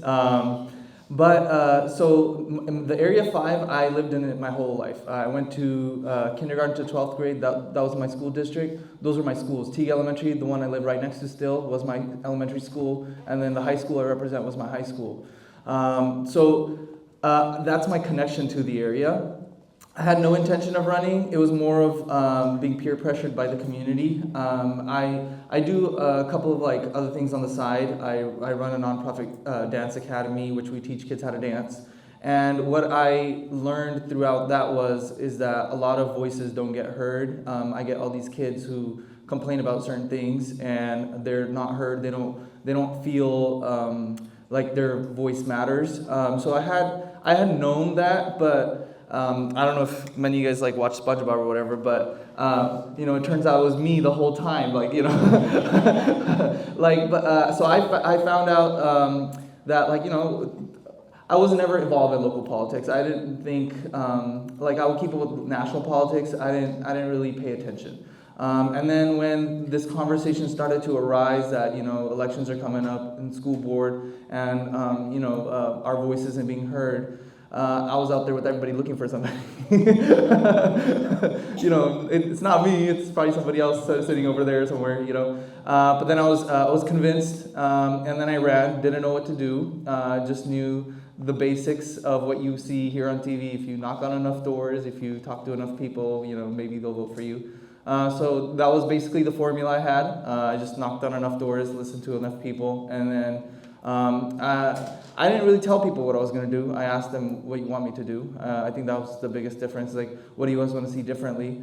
And then I still, I do my school board duties, but I still am a full-time nurse. I made sure I let people know that, I'm going to be working as well. And people like that. People aren't going to be like, oh, you should be doing this full-time. They want to see somebody who is just like them, who represents them, who goes to work, who comes back home, and then picks up their backpack and goes to the next spot. I think just being authentic, I think, is going to be the answer to the next few questions. Is just be who you are. Thank you. Okay, so for this next round, we're going to go reverse order. So we'll start with you, Jaspreet. So the next question is, share with us in your elected role, and for Lucia would be in your previous elected role. Share with us some challenges that you've had to face, and then some of the rewards that you've had. Yeah, so for me, I'm still learning. I took oath of office in January, so it's been 8 months. I think once I do the whole full, year around the sun, I think I will start to see things that I've seen before. Right now, I just take a bunch of notes. I make sure I'm listening to everybody I want to listen to, and then I'm taking input. So that's the biggest challenge for me right now, is like catching up with speed with all my current school board members. A lot of them are like veterans. Some of them have been 4 years, 6 years. So just taking that information in. The rewarding part of it is just the kids. Like if you keep it student-centric, seeing the votes you do make, and then seeing you're going to be able to see the long-term impacts on their education, on their success. Most recently, we just graduated 6 high schools, and then just seeing that hard work. It's different when you're sitting in that chair as a graduation student and you're looking up, to these board members who are going to, give you your diploma. And then now when you become the person, you're not really nervous about walking up on stage. You just get to enjoy their smiles and stuff. So I think just seeing the student success and then the hard work that they do is really, really fulfilling. Yeah. And the question is, what did I learn? What are my challenges and victories, right? And rewards. Okay. I had as a Latina woman, when I got elected, is that over? When I got elected, remember it was old white man, old white man, old white man, old white man, on the and they think differently. And when I say old white man, I'm talking over 70, over 75, and they all had their way of thinking, and that always was very real when we were in the boardroom or we had to make decisions, and they always want to bring it back to what's best for students. So having to represent, and they would say, well, why are you so political? Why are you so political? And I had to tell them, every morning when I wake up, every single morning, I am a brown woman living in a place where nobody's asking my opinion. And now I'm in a position where people are asking my opinion, and I represent a whole different population that hasn't been represented before. And you see that in every meeting, and you see that in the things that happen. Let me give you an example, even though this was in closed session. There was a complaint, against school district, there was a complaint that some of the guys were doing guy talk in the night shifts, and one of the women were complaining about it.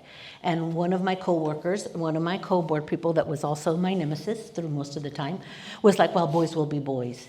And it's like, no, we're bisalia unified, we need to do better from that, we need to have standards. It's not okay. It's not okay that the women don't feel comfortable. It's not okay that this is happening.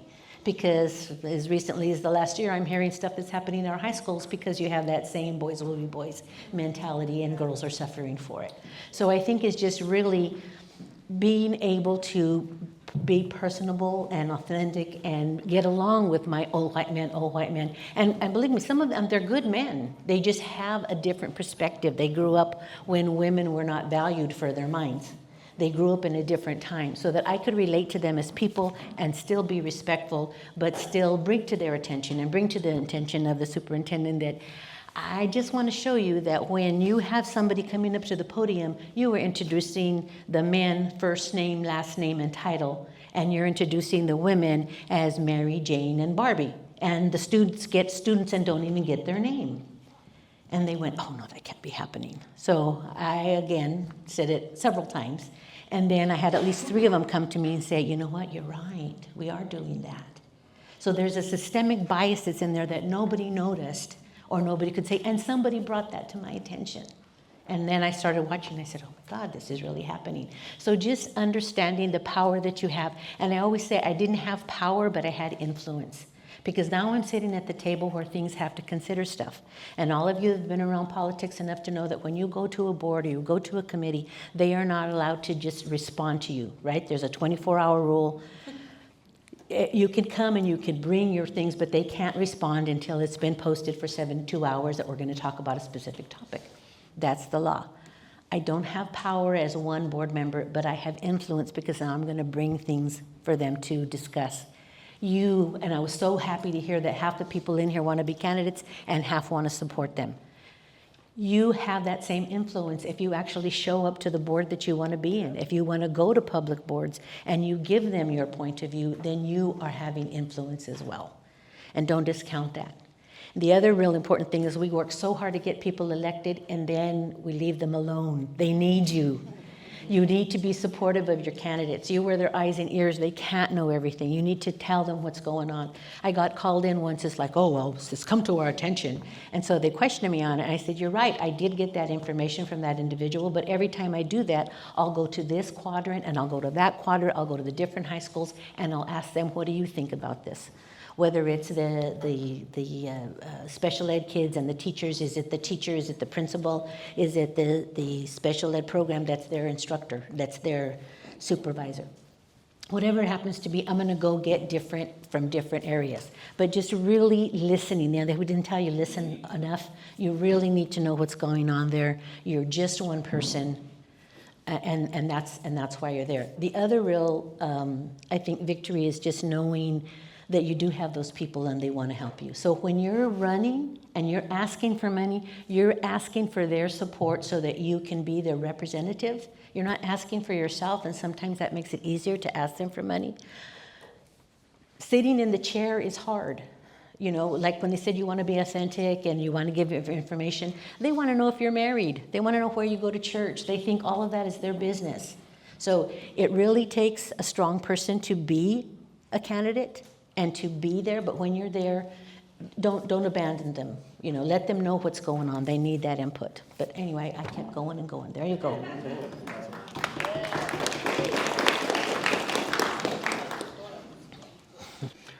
Okay, 3 things. 2 challenges and 1 reward. I will, bear with me, I'm gonna try not to be preachy. I will share the way I got over them. Definitely not telling you what to do, but I had to learn all these lessons myself. And knowledge is only good when shared, right? So, okay, challenges. 1 was living up to people's standards. People have high standards of you, right? They want to like where you go to church. They want to like your relationship, everything else.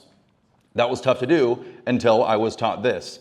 Never, ever let anybody around you hold you to a higher standard than you hold yourself. You have to be the one holding yourself to the highest standard of anybody around you. Because when you wake up in the morning and you got bad breath and you look in the mirror, guess who's the person that you're accountable to? It's you. You are the first person who talks to you in the morning. So if other people start expecting more of you than you do from yourself, that's a losing bet right there. That was a challenge for me that I had to get over. The second thing was humility. All right, all of us die humble, whether or not you like it. And you got 2 options. You can either humble yourself or somebody else will do it for you. The first one is a lot less painful. So always, always humble yourself more than anybody else will. If you walk into a room and you assume, like when I walked in here today, I realized as soon as I kind of looked around the room, each and every single one of you knows something that I don't know, that I could and should learn from you. You got to walk into things humbly, or else, like I said, I promise somebody else will do it for you, and that's a painful process. And the rewarding thing, I was really nervous about doing this alone. Now, not entirely alone. I got my fiance here who, given our budget, also had to serve as my campaign manager.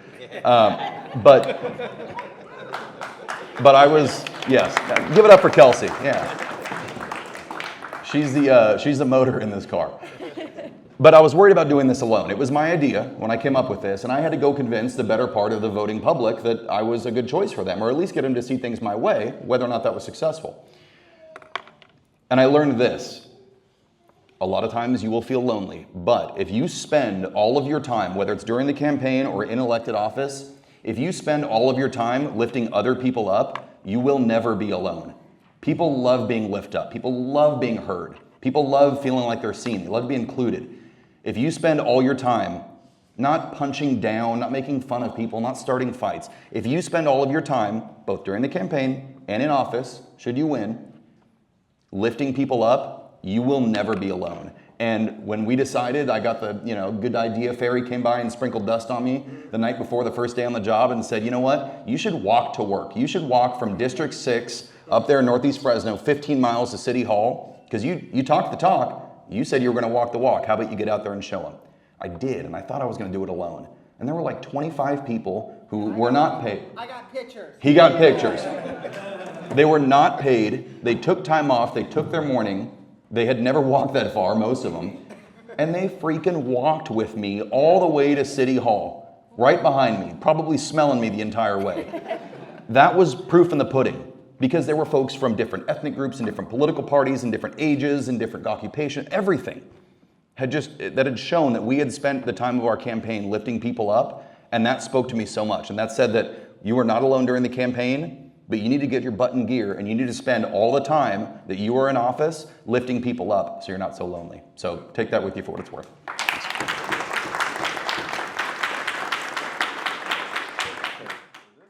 Okay, so here's a question.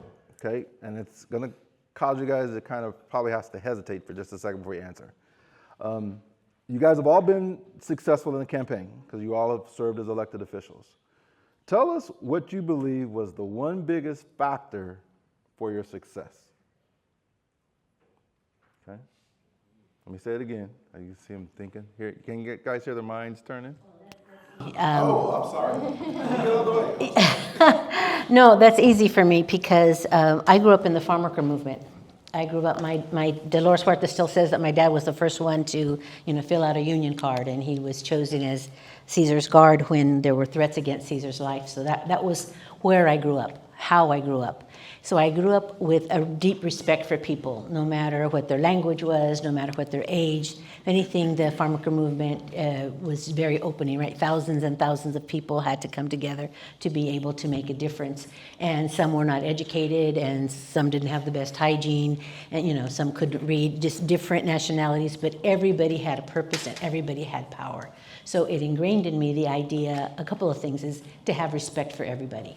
So I was able to have a personal relationship with those old white men, because I saw them as people, and I could understand where they were coming from, not just like the enemy, and I can say that because they're old white men. I'm not being racist, I'm being realistic, right? Like I said, every morning I wake up, I'm a brown woman. So having a deep respect for people wherever they are, I think was the one thing that was able to get me through. And like I said, I had a nemesis, and he would just do all kinds of stuff. I mean, he would put proposals together like we couldn't use our phone because I was getting information on my phone from principals, from students, this is going on. So he always found ways to try to do something. And so when it occurred to me that his opinion of me really didn't matter and I wasn't going to cry over it and I wasn't going to let it affect me anymore, it totally changed the way that I thought and the way that I did. Because it was like, oh, okay, Mr. President, this and this and this. And people were like, is she on drugs? What's going on? Because I had switched that. Even the newspaper reporter called me after the meeting and she says, he picked on you and badgered you the entire meeting. I said, yeah, he did. But I couldn't let it affect me. So understanding that you are a representative, yes, you are a person, but really, I think that was the biggest thing. One, having respect for everybody else, and two, just knowing your limits and doing what you can. I think.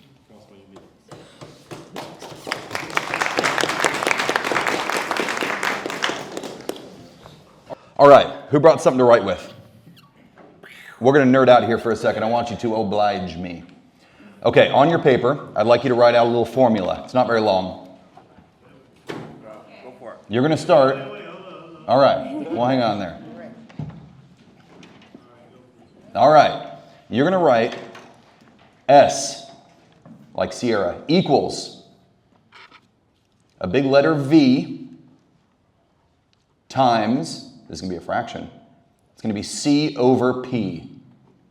So it should say S equals big V times C over P. It should be a C on top and a P on the bottom times a big V. If not, share with your partners. Let me explain why. This right here, that is what wins elections or loses elections. And I'll explain why. S is your share of the votes, because your share of the votes, the number of bubbles that get filled in for you and not the people below you or above you, that is how you win, period. End of story. What makes that up? That V is the validity. Validity of what? Glad you asked. The C on top, that is contact. That is your contact to people. This can come through mailers, it can come through a personal conversation, it can come through seeing your name on the ballot, it can come from coming to their door, whatever else. Your contacts, right? And the validity of those contacts. What resonates with people? The P on the bottom is that's a voting populace. How many people actually show up and vote? So if you want to go take this to your algebra teacher and have a breakdown how you need to maximize and minimize those numbers and make stuff happen, fine. If you ask the traditional establishment political folks, they will tell you it's three things. Raise your hand if you've heard this. It is endorsements, it is money, and it is professional staff guiding the ship. Who's heard of that? At least one of those. Who's heard that endorsements, money, and staff guiding? Okay, all right, good. I can tell you objectively that that is wrong. That's incorrect. It's old school. It's old school. It's old school, not in like traditional. It's old school as in like Earth is flat, just believe it. Old school, all right? And I can tell you this, flat earthers, I'll meet you for a beer after this, we can debate. Okay, but here's why I tell you this, and here's why I know those things are wrong. Because we didn't have money. I told you, she was the only campaign manager I could afford. Literally first time she's ever done it. We didn't have the big endorsements. Not a city council member, not a union, not a law enforcement official from the city or the county. We didn't have the endorsements. And I definitely didn't have a professional staff. When we started the campaign, I formed a little kitchen cabinet of the most trusted women in my life who were willing to tell me no and slap me around and tell me when I'm wrong. One of them was my high school government teacher, my aunt, a stepmom, a family friend who was good at decorating Christmas trees and throwing weddings, and Kelsey, and that was about it. And they just sat down, told me when my designs for my flyers looked stupid, because again, I was the one designing them, and they just kind of brought me to reality. They kept me grounded. So the endorsements, the money, and the professional, great. Maybe that's gonna help you out. None of those will make you win. So the three things that we decided yes, a couple highlights. We walked to every single house in the district. What's a professional staffer going to do? They're going to tell you to pull up the voter rolls, do it precinct by precinct, look at the party, look at the voter registration, prioritize those houses. I don't have time for that. I'm a Marine. I want this to be as easy as possible, drawn in crayon. If you got a house, I'm going to walk to it. So we walked to every single house and mobile home and gated community in the district. 26,000+ houses. And we did it twice. Once for the primary, once for the general. Because no one was going to outwork me in this. So this brings me my three reasons that we actually won, were the three things I told myself I would do during the campaign in an office, and I'll end there. Three things, and it's my opinion these three things will win it for you. One, always show up for the conversation. Doesn't matter who invites you, doesn't matter if you like them or you know who you are. I lost endorsements, 2 endorsements, which was probably half at the time, for showing up to a conversation that the groups who had endorsed me, they didn't like that other group. So they were going to unendorse. They said, you know what, give us that back. We don't like that. And there were groups who were different from me, but I have a policy and I still do. Always show up for the conversation. Any conversation. The one who hides is the one who's scared, who's the one who's got things that they don't want you to know. That's not what people want in an elected official. The second thing, always tell the truth. I am not smart enough to remember who I've lied to and who I've told the truth, so it makes it easier. You just always tell people the truth. Is that going to rub some folks the wrong way? Potentially, probably, if you do it right. Will some people respect that, though, at the end of the day, and they'll want to join you? Yes. We saw that worked. And the third thing is you have to be prepared. This kind of goes back to holding yourself to a high standard. You have to be prepared to outwork everybody around you. Being lazy loses elections. Being lazy loses momentum and it loses support. Your own fire will start dying out if you are not actively stoking it. So outwork everybody around you. If you outwork everybody around you, you only tell the truth and you show up to every single conversation, those are the three things that I think will carry you to victory over endorsements, money, and a professional staff, because that's how we did it, I think.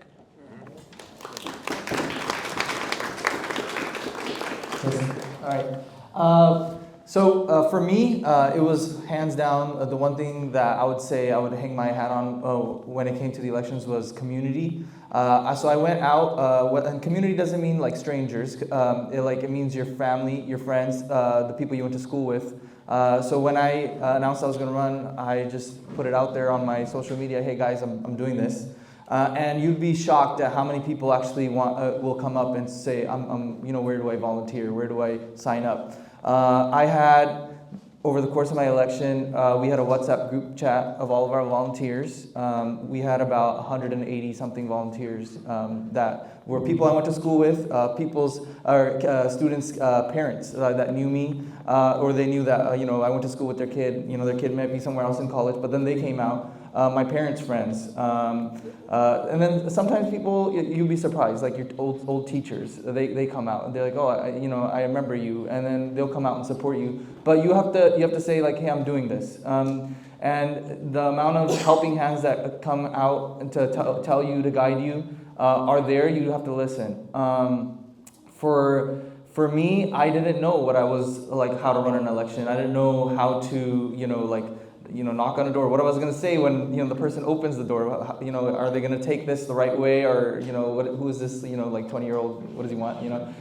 Or he's not experienced enough. But then if you have all these, you have somebody who's ran before that comes out and helps you. You have somebody who is a government teacher that guides you. Hey, this is what is happening locally right now, or this is what you should focus on. And then all these voices that, at the end of the day, you need to know who you want to trust, but you have these voices at your disposal that you can reach out to whenever you want. And at the end of the day, you have to know it's bigger than yourself. You can't put yourself on the front. You have to make sure that you're the caboose and you're pushing everybody forward, because if you do that during the campaign, that's how your whole tenure is going to go too. But if you're the one saying, I'm going to do this, I'm going to do that, then when it's time for you actually to do it, no one's else going to be like, well, he said he was going to do it. When you say we during the whole campaign, people will still come support you when you actually want to do it.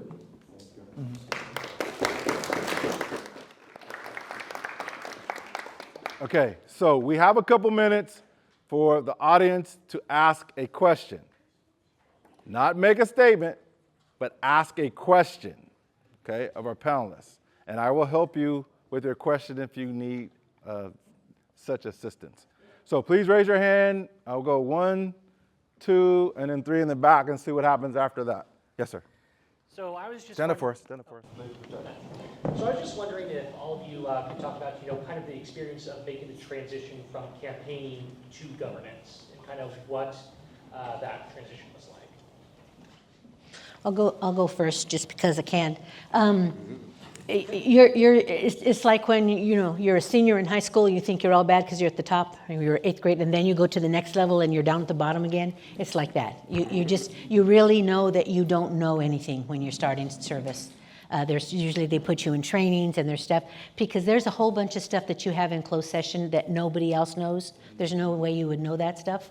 This is why it's so important that you start going to board meetings before you're actually elected, so that you know what the issues are, so that you know what the funding streams are, so that you know those things. And that would make your transition much easier. And I think it's also part of what got me elected, because I'd been going to enough meetings that I knew what was going on. And I had mentors that said, oh, the first thing you do is you get their summary of their budget, so you know where the funding stream is and you know stuff. So there are things you can do to make that transition easier. I would just say they're two different things. Campaigning is a totally different thing, and then governing is a totally different thing. When you're campaigning, your main goal is to get a vote.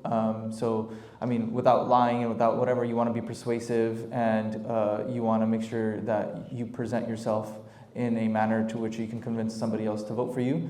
And then governing is now you're held accountable for all the things that you said on the campaign trail.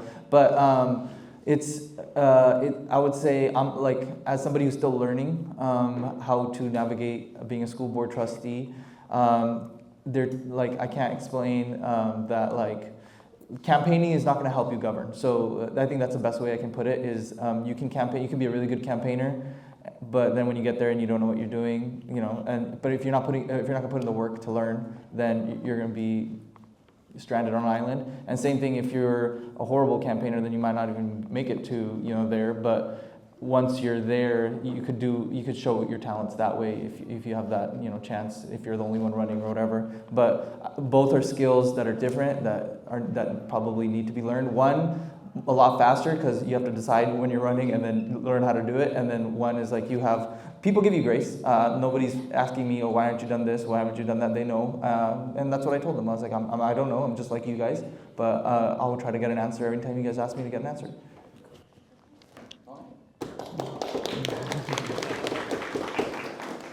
All right, we all have a level of education here. Some of us high school, some of us college, some of us a lot of college or whatever else, right? Probably some doctors out there.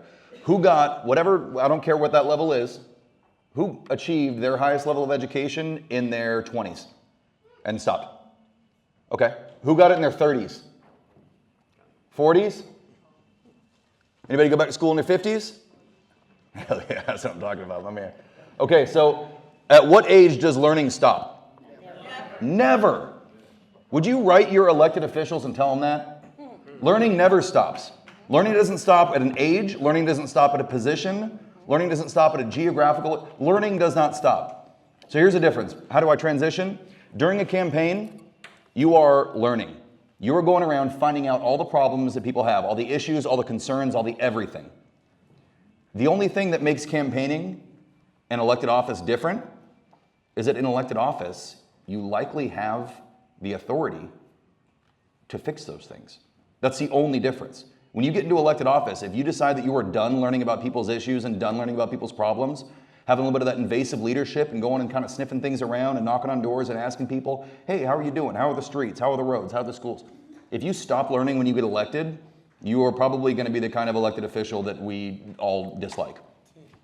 The only difference between campaigning and being in office is that you then have the authority to fix the things that you've learned about during the campaign, but you cannot stop because there will always be more problems, and there'll be a lot of problems that are very unsexy and that none of your constituents know about that you are going to have to go fight and fix that they may never see, and you may never get the recognition for it, but it's still important. So that's the only difference. All right, thank you. Hey, we're going to pivot. So Lauren, the two of you can be mad at me. We're going to pivot. We got time for one more question, and I'm going to call on the young lady over here, please. So I've done a lot of precinct walking, and I'm finding that it's getting harder to get people to open their doors, and a lot of people have ring cameras at their doors and other ways to do it. So I'm just wondering how successful you were at knocking on doors and getting people to open those doors, and is that still an effective campaign strategy when people seem to be afraid of strangers coming to their doors? Yeah, so I had a totally different experience, and I'll tell you why, or what I think the reason was. So I would have about 6 out of the 10 doors would open. And I asked around and people said 4 out of the 10 doors were opening anytime they would knock. And so I was like, what is the difference? Why are people, like 2 more people opening the door for me out of every 10 houses? The trick or whatever, well, it wasn't a trick because I was getting right off of work, but I was wearing scrubs. So what people thought was, I'm looking for their neighbor who's on hospice care or home health, and they're like, oh no, they're over there. I was like, well, I just got off work, I'm actually running. And I think, so when I, about halfway through when I started asking questions, I was like, oh, like, how's your campaign going? About people who are else running campaigns with me. And they're like, well, people aren't opening doors. And I actually was talking to an iron worker who's also running, and he's like, oh, I'm gonna start wearing my construction gear. And I was like, go for it, go for it, let's see if it works.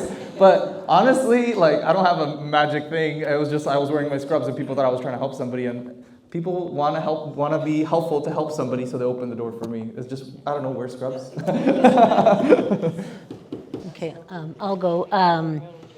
I think it's going to get even harder with people not opening their doors, especially in the neighborhoods that we're going to in the current situation with how dangerous it is to do that. Having said that, I've got about 40 years of field interviewing experience, and some of the most successful people, especially the males. I had this young man, he says, I ring the doorbell and then I pretend I'm tying my shoe so that when they come out, he wouldn't be this male at their doorstep, but non-threatening, or even taking a step back. With a ring, I go ahead and talk to the ring and I let them know. The attitude is like having a smile when you're on the phone. All you can do is put forth and know that it's going to happen, and then you shake it off and you go to the next one, especially when they've been nasty. I did want to take a moment to talk about, you need to have 2 campaigns now. The old-fashioned, you can't give up walking. You have to walk. You still have to walk, but you need a social media campaign. But you can't just have a social media campaign, because you got old voters and you got new voters, and it's really changed. So just understanding that you need 2 campaigns. Yard signs so you can be seen somewhere. The walking, those are all very important, but you have to have, young people know how to do social media campaigns. So if you haven't learned how to do that yet, then you get somebody to do that. And then make a note, if you don't know what culling is, put it on your notes so that you can look it up, culling. So after an election, if it's really close, you got to go back and find those votes. In the election that I lost by 8 votes, there were 417 people that voted but didn't vote in my category, right? So those 8 votes were going to be real different. And so after the election, you go and you clean up the votes so that their signatures weren't good, or for some reason they're not counted, but those are countable votes out there. So look up culling. And the other thing I want to make sure that I say is that when you run, your family runs. So you want to make sure that everybody in your family is okay with that, because they're going to be out walking with you, but you got to clear it with them first. It's not just you. Okay, I'll go. Thank you. You said everything I was going to say, so.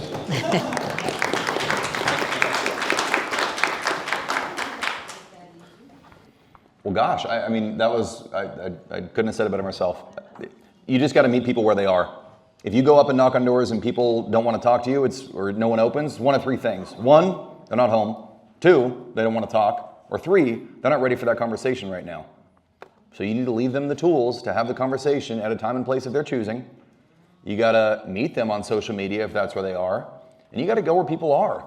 People are at churches, they're at parks, they're at schools, they're at community events, they're at the, you just got to meet people where they are. And if that's not a conversation they want to have with you at their doorstep in their very private place of residence, maybe that's just their style. That doesn't mean they're unreachable. It means that right now is not the time for the conversation usually. So that's really the only thing I had to add. Everything else, like I said, she hit the nail on the head. One more thing. This is like a small little point I want to add.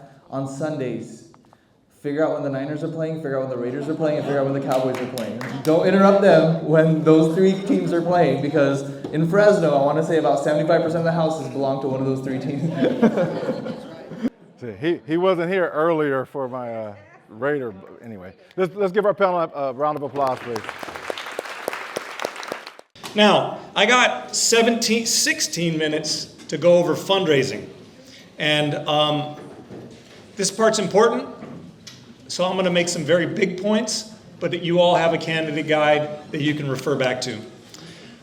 In this section, we're going to cover filing, bank accounts, budgets, how to pay for your staff versus your field versus the end of your field campaign, your personal network, how to ask for money specifically is what I'll probably focus this around on, call time, fundraisers, and of course the all-important email and website fundraising engines. Now, filing. You cannot start campaigning before you file. You can talk to folks, but you're more than likely going to run into some fines or some legal problems if you do not figure out the filing on the front end. And if you're trying to figure this out by yourself, you're probably already behind. It is complex to get your name on the ballot. There are a number of forms, and there is mountains and mountains of free information that the FPPC will teach you. First, learn what the FPPC is. But you can learn all this yourself. But if you're learning all this yourself and you're spending 20 or 30 hours learning about the FPPC and how to file, you should have been spending those hours talking to voters. Hire somebody that will do this for you and be your filing treasurer. You need a treasurer in your campaign that will at least take this on the front end. If you can't pay for one right away, you have a kitchen cabinet member take this. But the FPPC is the Fair Political Practices Commission. They do all the compliance, all the filing, all the reporting deadlines. You need to know how to file right out the gate. And you need to have a separate bank account specific for political money. Not every banking institution does this. So if you're very hardwired on having your credit union be your place of business for your campaign, they're not going to do it. Only major institutions will do this, and only a few of them specifically in town. Wells Fargo, I know, is the one that helps a lot of candidates. Big corporation, not everybody loves Wells Fargo. You have to make sure you're compliant. You can't have this attached to your personal account. It's a very specific non-interest bearing bank account. And again, you're not going to keep this bank account forever. This is going to be a temporary bank account that rises and ends with your campaign, most likely, unless you're successful and you're planning to run for re-election. So you can put money in personally. You cannot extract personal money after it's already in there. Once it's crossed the barrier, crossed the threshold, you can't get it back. You can spend it on your campaign stuff only. These are things you need to know about, but you need to delegate to your treasurer. Here's an example of a budget. This one's $36,000. It is an addendum in your campaign guide when you download this. So it gives you kind of a basic sense of how to break down staff, field campaign, materials, legal expenses. You have to factor at least these things in for most campaigns. Some of these might be donated, some of these might be a lot less than you see here, but it's a good way to put something together to at least think out, what's the maximum amount my campaign might cost me? And then you need to build in another 20% buffer for unforeseen expenses, because you will definitely not know as a new candidate right away everything that you need to spend your money on. Couple things in here, your staff up top, right? Then you have how to contact voters, gas, software, website design.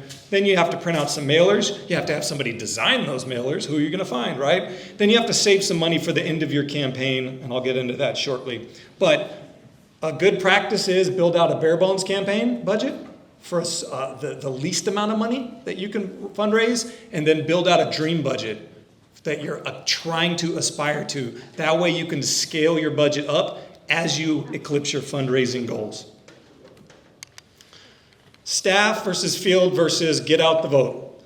If you raise 20 grand right out the gate in the first couple months and you're really excited, and then you go hire $20,000 worth of staff and your fundraising dries up, you're not gonna have any money to contact voters. So you have to be diligent on how you keep your money in reserve, because if you not only physically burn out, but if you financially burn out when the ballots actually come out a month before the election, you're not going to have any way to contact those voters at the end of the cycle. Because you might have been walking doors for all this time, and we've walked thousands and thousands of doors until they see your name on the ballot and actually make it through all the other stuff on the ballot. They might forget that they talked to you or forget which race you were running. So you need to get them that reminder piece of information, and you can't get back to all 30,000 doors in the last month. You have to have money to send out those last pieces of reminder information so they remember to vote for your race. So you hire strategically, right? You start with your treasurer.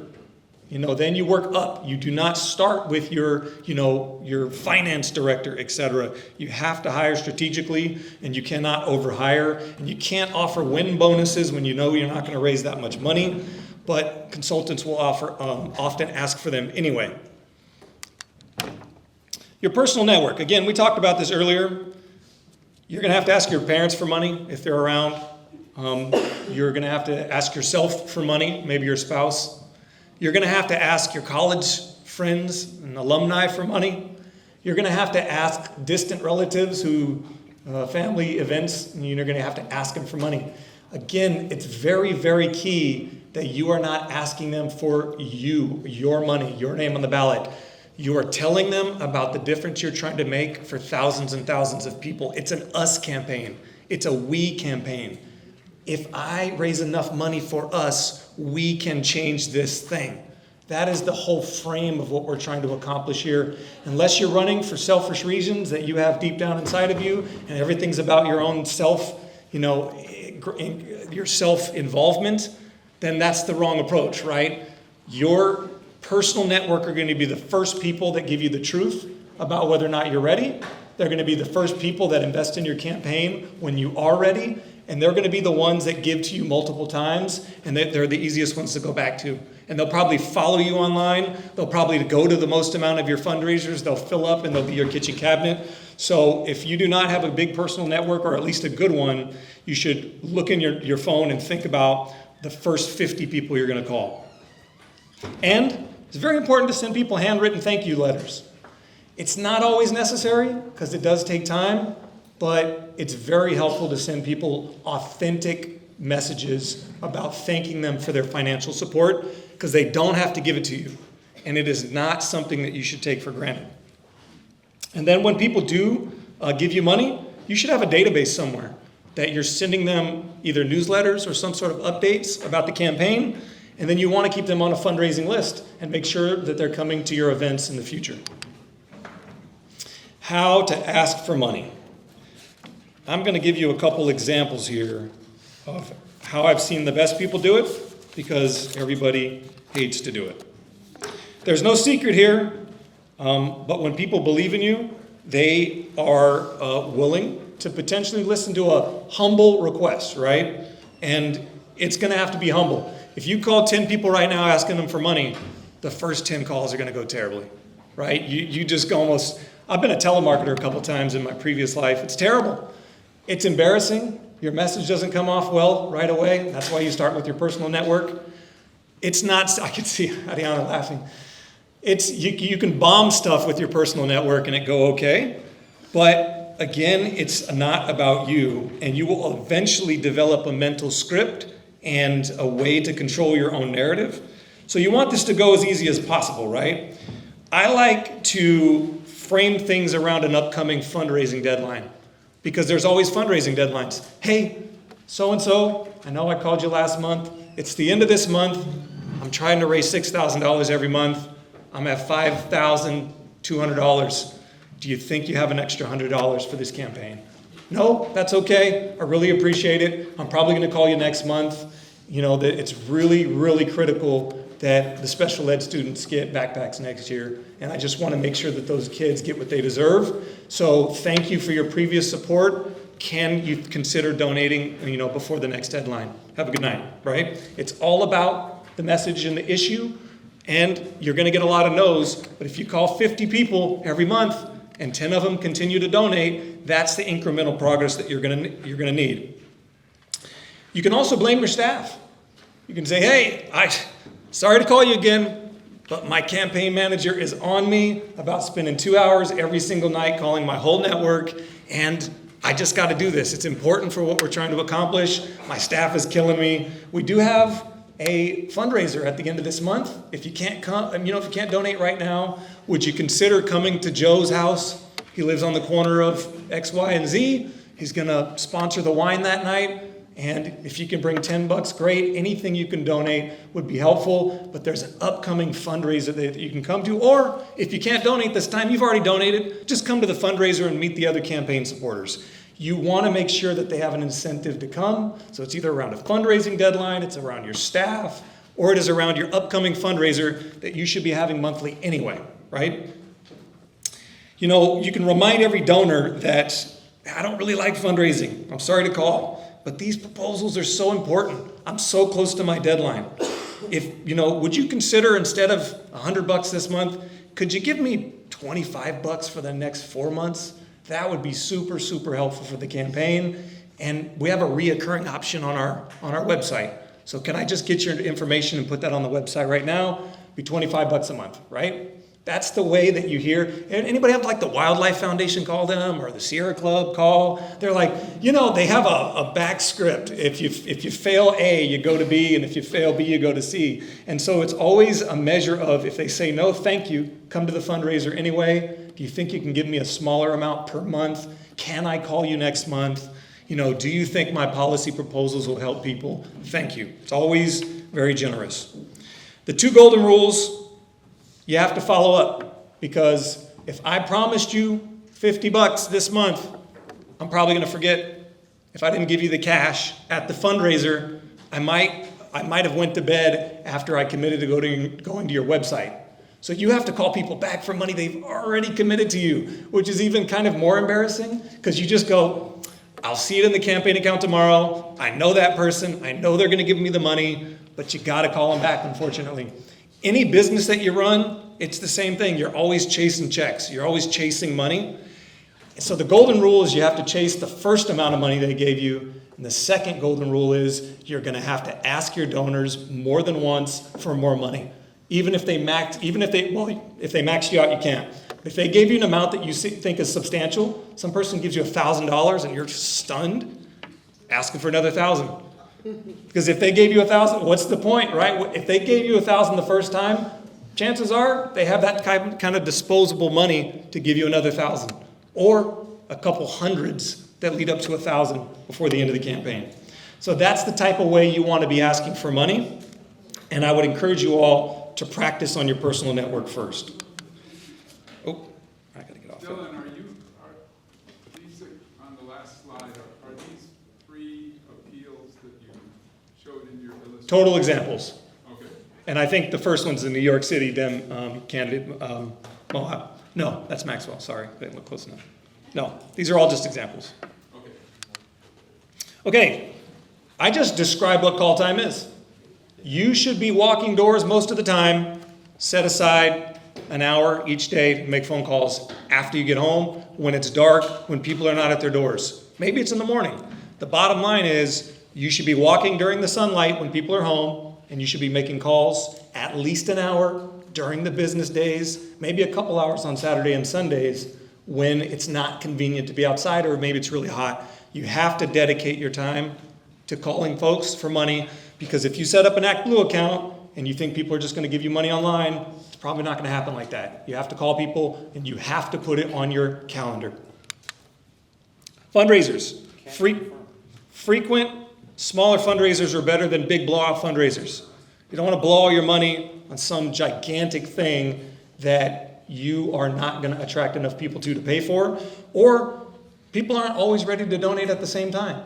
You need to have frequent small fundraisers, and the best way to do that is to ask somebody who really supports your campaign to host them at their house or their donated space, and ask them, instead of giving you the money that they were going to give you, ask them to buy, a charcuterie board and some wine, and them to cover the hard costs. You do have to file that stuff. Make sure to tell your treasurer, right? But it's helpful when somebody donates a fundraiser for you, and then you have that network you've been saving up and making call time to, and then you invite them to that, right? So don't go out and rent, whatever, Meatheads or Heirloom or some big expensive thing, cover all the costs out of your campaign account, and then sweat the fact that you need to make that money back. You need to have other people donate the fundraisers for you. House parties are easy. Everybody has a house. Most of us know a friend that has a decent backyard or a living room that can host a few people. A couple $100 will get you a bottle of wine, a couple bottles of wine, whatever it is. It doesn't always have to be alcohol, right? So just lean on your personal network and your supporters to host small fundraisers for you.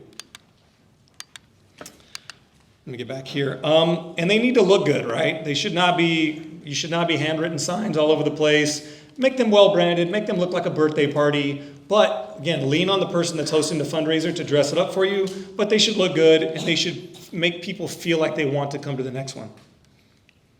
And don't buy everybody t-shirts for the campaign or come up with some free swag that they're going to market out. Don't do that. If you waste your money on swag, it's going to go in the trash. It's never going to win you the election. If you got t-shirts for your volunteers, that may be okay. Otherwise, if you're buying extra stuff that your campaign can't afford just to market yourself on something that you thought was cool, like a mug or a cell phone case or whatever, you're wasting your money. This is the last piece here. You do need an online fundraising apparatus, because we talked a little bit about social media. There's 5 generations alive right now. They're all on different forms of social media. They all absorb their news from different places, and they all give money in different ways. Some people are going to give you cash at the door. That's complicated because you need to document that super well. And some people are going to give you a check. And if you're under my age, they're going to go, what is this piece of paper? I've never seen this before, right? And some people are going to say, do you have a QR code? And depending on your age group, you're going to go, what is the QR code? Or, yeah, I have a QR code, but it just leads to my website and I don't have a fundraising apparatus. There are a number of fundraising apparatuses. They're called fundraising engines. Most of us have seen ActBlue. Act Blue primarily caters to nonprofits and Democrats. There are a number of these that exist. A number of them are built right into our websites that we get designed. You should have a way for people to give you small donations that reoccur online that are easy to track. So this is not all of it. This is just a piece of it. But if you're not doing this and having somebody on your team come up with this digital aspect, you're going to miss a few dollars. The Labor Council's secondary organization, Valley Forward, has a nonprofit or has a Act Blue set up. People give us $35 a month. Never met them before. We do things all over the place, all over the valley. It's a part of their giving. And if you have that set up, it's reoccurring, it's easy, and those people get it reported on their end and you get it reported on your end. So that is fundraising and finance. Things you should do, things you should not do. Professionals need to be involved at every case. You should learn how to ask for money. All right, Norberto's coming back up for the meat of this entire presentation, which is about different forms of voter contact. Thank you. So voter contact. This, to me, is the funnest part of all campaign world because this is where you're interacting with the actual voter. So I wanted to start that piece in this voter contact because a lot of people believe that social media is going to win you an election. And that's just not the case. It's not going to be the case. Social media is going to improve your outreach to the constituency that you're already trying to get. The one thing I will tell you here that is also super important, if you're missing from social media, your opponent is going to take that space away from you. And so they're going to put out the information that you should have started putting because your narrative is now going to be created by your opponent and not by you. So you can't be missing in social media, but it's not your best thing to do when you're trying to actually get a voter to vote for you. So we're going to talk a little bit about the strategic targeting, specific tools, win number, voter data, and then I grouped into two different groups what these outreaches look like. They're in no real specific order, they just kind of made sense to group them, outreach group 1 and outreach group 2. The first one is more top line, newsletters, mailers, website, social media, and branding, because it kind of connects to the website and all the other pieces. And then the last one, outreach group 2, which I believe is the one that we'll focus more of our time on today, is the actual canvassing, phoning, and texting. So, for strategic targeting, who wrote down that formula? Can someone repeat it back? S equals V times C over P. You don't have to memorize that today, but you should definitely use that. The pieces that I'm going to talk to you about, though, is exactly, thank you. The pieces that I want to talk to you about is look at the historical context of your race. If you're looking at a little district, whether it's abatement, school board, there's going to be a trend of what people do for that district. It could be as small as 1,000 people vote in that district, which means you should do what? You should plan on getting every single one of those votes. But you don't need to get every single one of those votes. You just need to get 50% plus 1, correct? So your goal should be 501. That's like the bare minimum. I'm still telling you should try for that 1,000, but that's the bare minimum in that small example. In order for you to get all that information, there's a lot of voter data that's available. It's public access. You don't have how people voted in your election, but you have if someone participated in that election. And there's a couple of examples here of some of those tools that we've used in some of the campaigns that we've done. PDI is a big one. It is costly. There's a lot of cost to that, but you can also get information from your local county elections office. It's not as great as like a dedicated canvassing or phone banking tool, but they do print out walk lists, they give you voter information, they give you party affiliation, their trend, their likelihood of voting. So there's a lot of pieces that you can get there. And then the last one that you see up at the top there is called Every Action. This is what we use at our nonprofit just to track. It's our CRM tool, but there is an option there as well to do a lot of the pieces that are door-to-door voter contact information.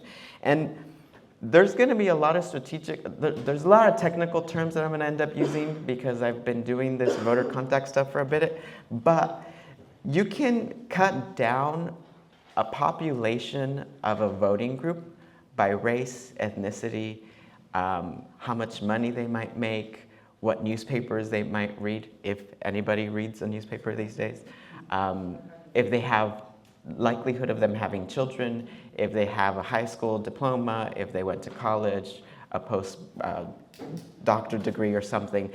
Those tools are available and those lists are available through PDI, and every action van uses them too. The data information you get from the county is going to be a little more limited. It's going to be specifically about an individual's name, address, and how many times they voted, if they re-registered, that kind of information. So it's a little more basic. Like I said, it is super expensive. It depends on the district that you're in. So it's by the number of people that they have on their file. So if it's a small school board district, it's going to be less than like a federal race. I know in my federal races, it could be $5,000 a month or more. So just keep an eye on that, but definitely partner with your union, local union, because they have access and they can support that as an in-kind. So let's talk about outreach group 1. This is where social media comes in. I'll keep it at the same. Super important to have and to use, but don't make it your only avenue to use. I think this is also in social media a section where you can start building your community and getting people to reshare your current campaign strategy, your campaign message, but don't rely on that basic tool. You should have a website, especially if you're doing city council or above. School board, it's useful, it's really great, not necessarily something that you definitely have to have. You should have a landing page for something for your donations, but a full-blown website, not necessarily your best bang for your buck. Mailers. Mailers, has anybody ever received a mailer from a candidate in their post? What do you normally do with that? Exactly. Most of the time, you just grab it and you throw it in the trash, right? But did you ever look at those pictures? Yes. Did you ever look at that name? Yes. And that's the whole point of that mailer. You're going to get a name recognition and a picture to associate with. There's different types of mailers you can do. You can do a positive piece about you, or you can do a negative piece about your opponent. So you're going to have to weigh with that campaign manager and campaign consultant to figure out what's going to be the best thing for you to do in that scenario, right? It depends on how many mailers you want to do. They're not super expensive, but it does take money. It does take production. And if you're going to be union friendly, you're going to print it at a union print shop. So that's going to cost you a little bit more money, right? But that's a good thing to do. So think about exactly how you want to position that, how much money you have in the bank, and set aside some mailer information that you might want to have. Does anybody know what a newsletter is? Yeah. Do you all read newsletters still? Yes. We kind of get emails now kind of in a newsletter format. I've seen that a lot with campaigns. I think they're useful. I think they're useful to like advance information of like what you're going to do in like the next month. But it's not necessarily, again, going to get you that connection to that voter. These are all pieces that if you don't have them and your opponent does, you're going to look like you're not in shape. So whatever your opponent does, you got to do 10% better. So just make sure that you keep that in mind. Branding, logo and pictures. Totally, totally super important. We already talked about the communication, verbal, nonverbal. This goes into that same effect. If you have a logo that doesn't look great, it's low quality pixels, someone's not going to want to support you. So you're going to want to spend some money. There's a lot of free tools out there. You got to be careful on what it is that you do use as a free tool, because ownership, especially if you use AI, does that ownership belong to you, or does it belong to the corporation that owns AI? So you got to be careful exactly what you do with those pieces.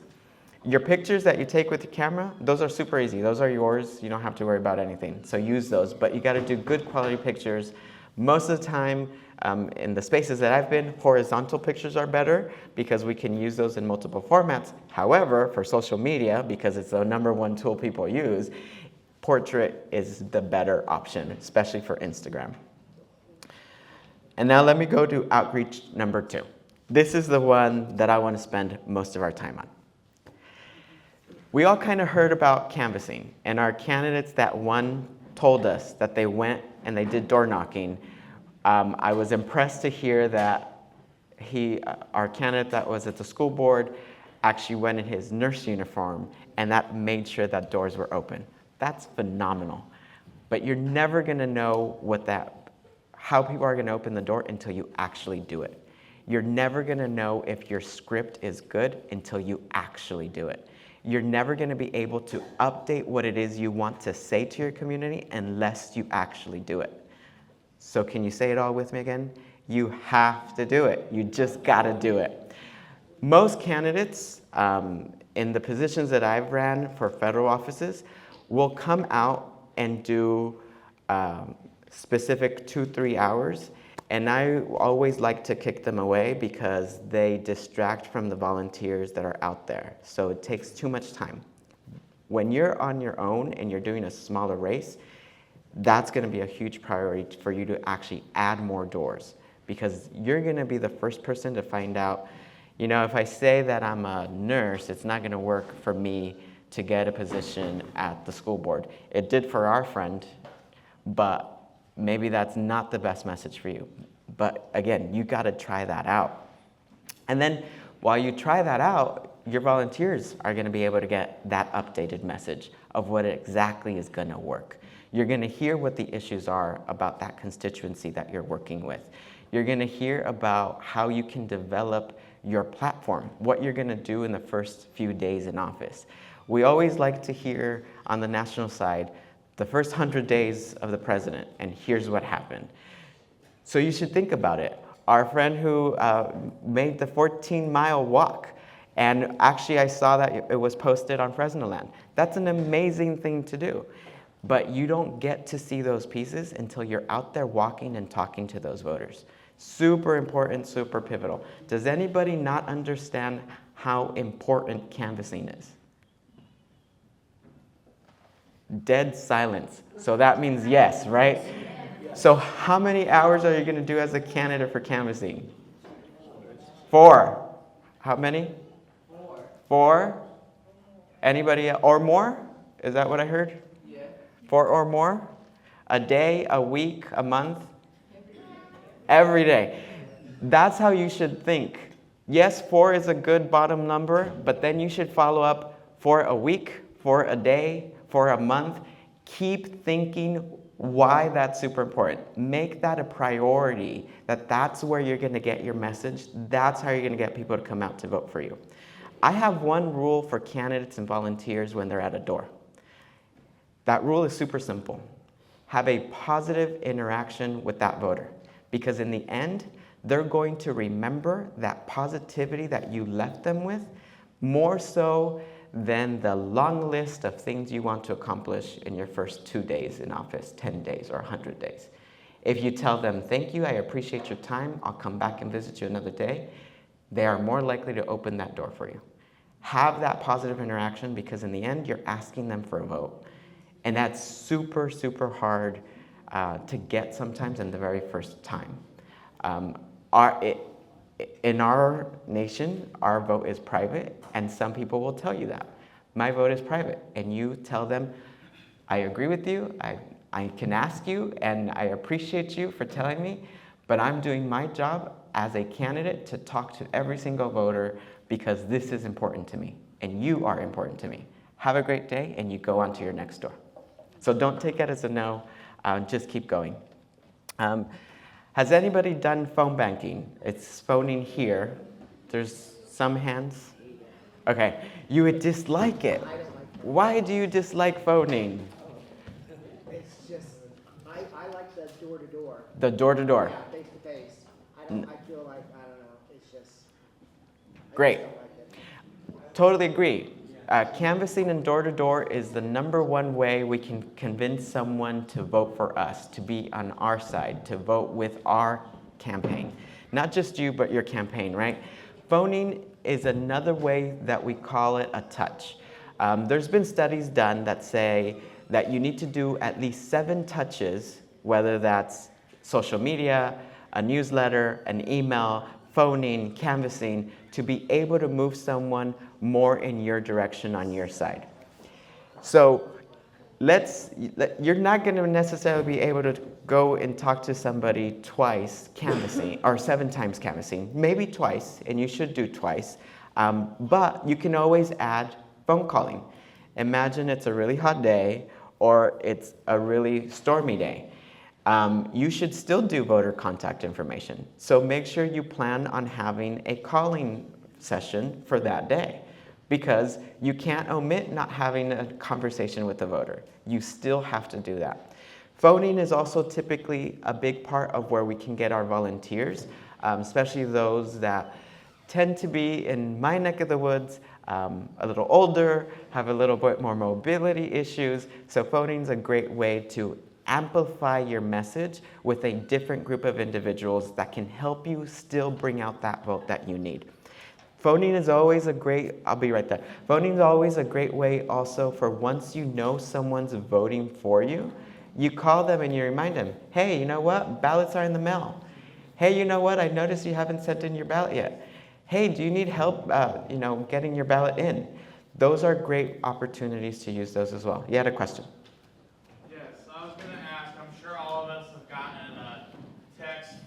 Claiming to be part of a campaign, but you don't really trust that it's actually a campaign. So I'm just curious, in phoning or texting, how we can provide legitimacy for our efforts. Great question. So we'll finish with phoning, we'll go to texting. Phoning is super important in some races. Some people do robocalls.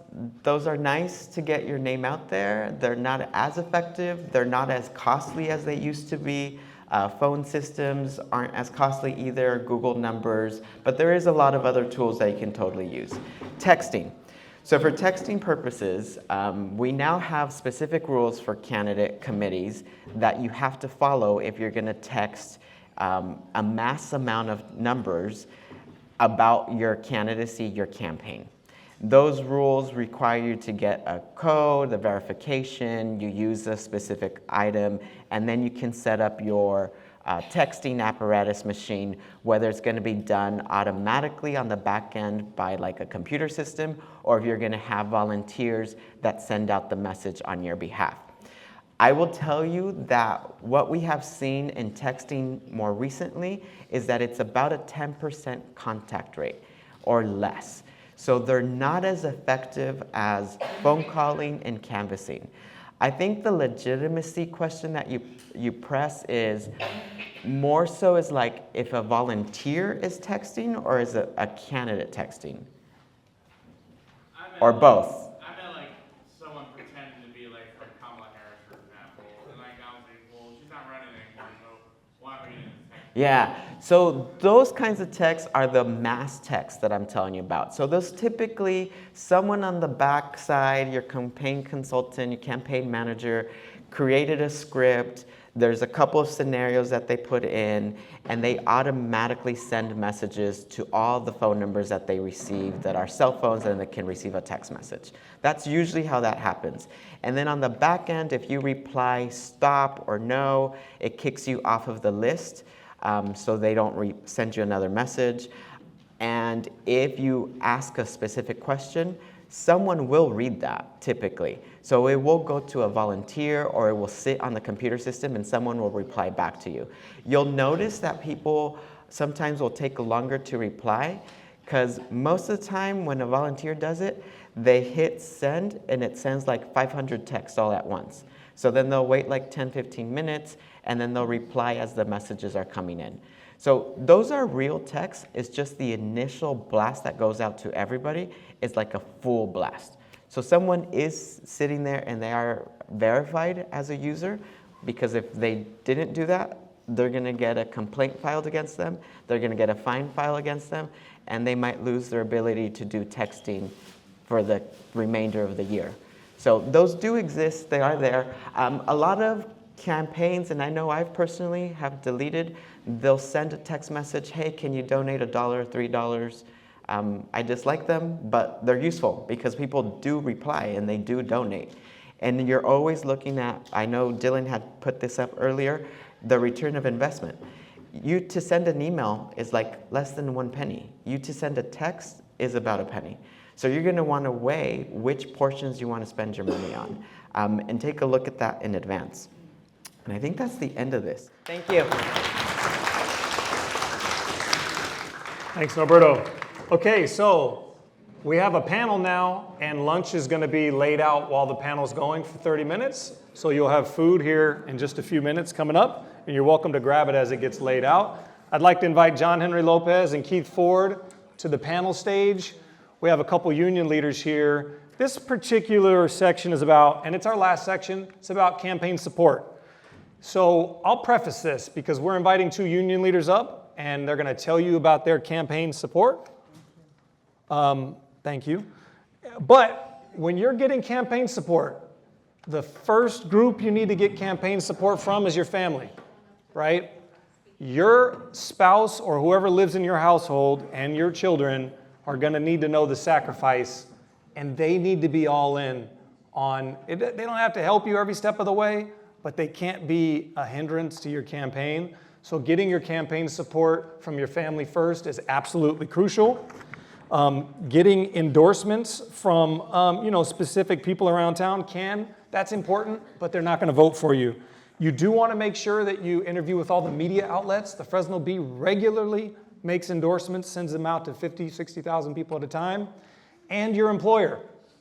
You should be honest with your employer about running for office, because if they have a conflict of interest for some reason that you didn't think about, that is going to cause you to suddenly be out of a job, or you're getting ready to work 60-hour weeks right before the fiscal year or something, you absolutely need to let your employer know that you're running for office.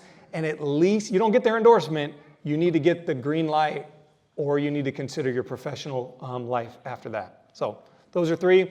The reason I invited the 2 leaders, and there was a third that couldn't make it here today, but we have some great questions to give you all some insight as to how unions work, why they operate the way they do, why they make an endorsement, and what their endorsement comes with, so you understand how the sausage gets made behind some of our political activities as unions. So I'm going to start with introductions and give the folks in the room a sense of the members and the industries that your workers are represented in. Can you hear me? Yep.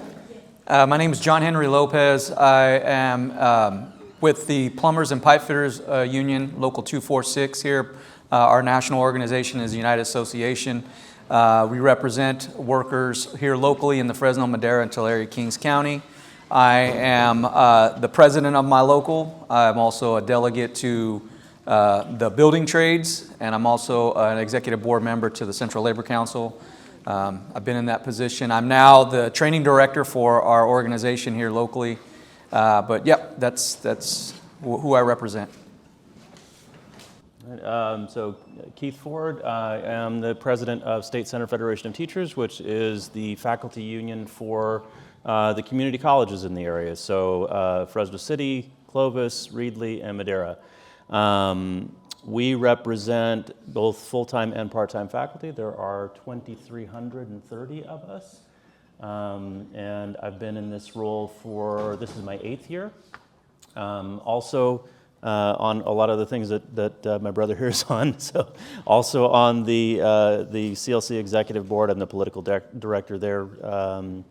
And the treasurer for the Central Valley IAF and a delegate to a lot of other things. So our members, if I can make a quick plug, yeah. So one of the things that we wrestle with our members is because we have full-time and part-time, we have a group of members, a smaller group of members, about a third of our members, do quite well, and they're quite comfortable and reasonably taken care of. And then 2/3 of our members, the part-timers, are at subsistence wages have poor benefits, if they have benefits at all. Some of them are homeless or at least at risk. And getting those two different groups to talk to one another, getting them to see the value of one another, and getting them to work together is a challenge. Thanks, brothers. What levels of government and legislative bodies impact your workers? For myself, it's all levels. We represent workers, obviously, in the construction industry. So it's predicated by, at all levels that, that people are running for elected positions. They have control over, budgets and what have you, and how they spend that money, and building facilities, having service contracts for their existing buildings, things like that. Those are all things that we are involved with, obviously. So, down to school board races, down to, water district, up to, congressional seats. We participate and have a vested interest in all that. We have at all those levels. Yeah, same. I think that during one of your presentations, you mentioned that most people kind of look at politics on the national level, and it's more glamorous, and it gets a lot more publicity. Local elections are so important.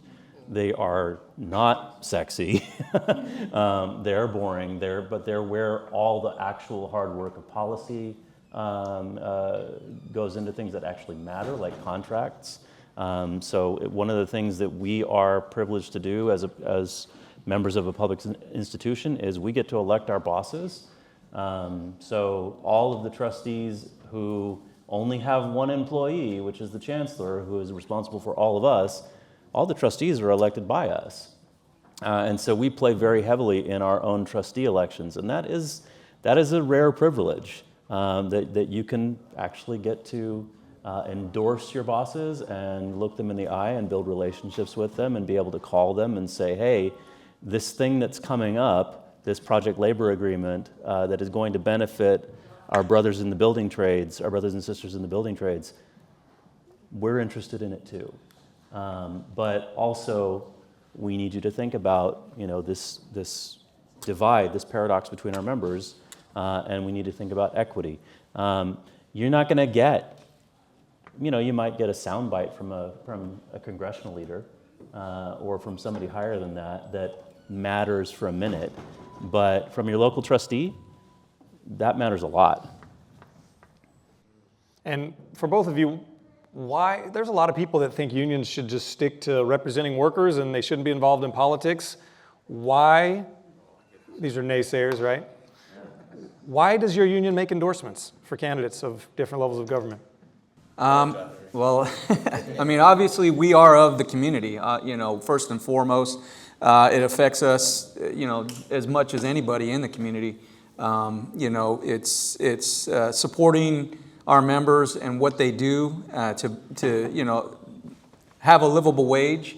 I think it's critical, for us to stay plugged in and active, and keeping our members involved in those things and understanding what our interests are as an organization, and increasing our membership, because as we are able to increase our membership, it's more of a pathway to the middle class, more of a pathway to uplift the rest of those in the community. And the only way we can do that is to stay involved in those that are in the decision-making process, for us, in building and in construction. Yeah, so 100% unapologetically pro-union.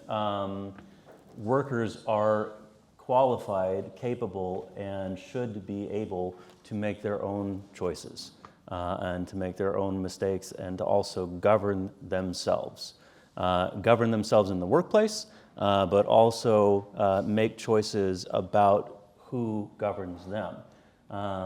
And what that means on a collective sense is when we decide to endorse somebody as a union, we are taking advice from our members as to who our members think will represent them best.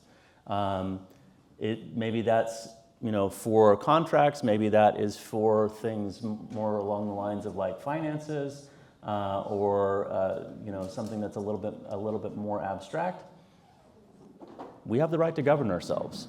Workers and workers together generally make ethical choices. So. Great. And what do your endorsements come with? You endorse a candidate for a level of, you know, office. For anybody here that's never seen what campaign support looks like, what does it actually mean when you endorse someone? I mean, obviously, with our endorsement, it becomes with the recognition that you are supporting the working class, you know, the people and it obviously becomes with the fact that we can provide, as a membership, the boots on the ground to help you, you know, especially if you're, you know, supporting our issues. That is something that we can readily do at the door. We're of those communities. A lot of us live in the same communities that are represented by a lot of these candidates. You know, on another level, obviously, financial support. We're able to, through some of our funds, are able to, you know, contribute to candidates.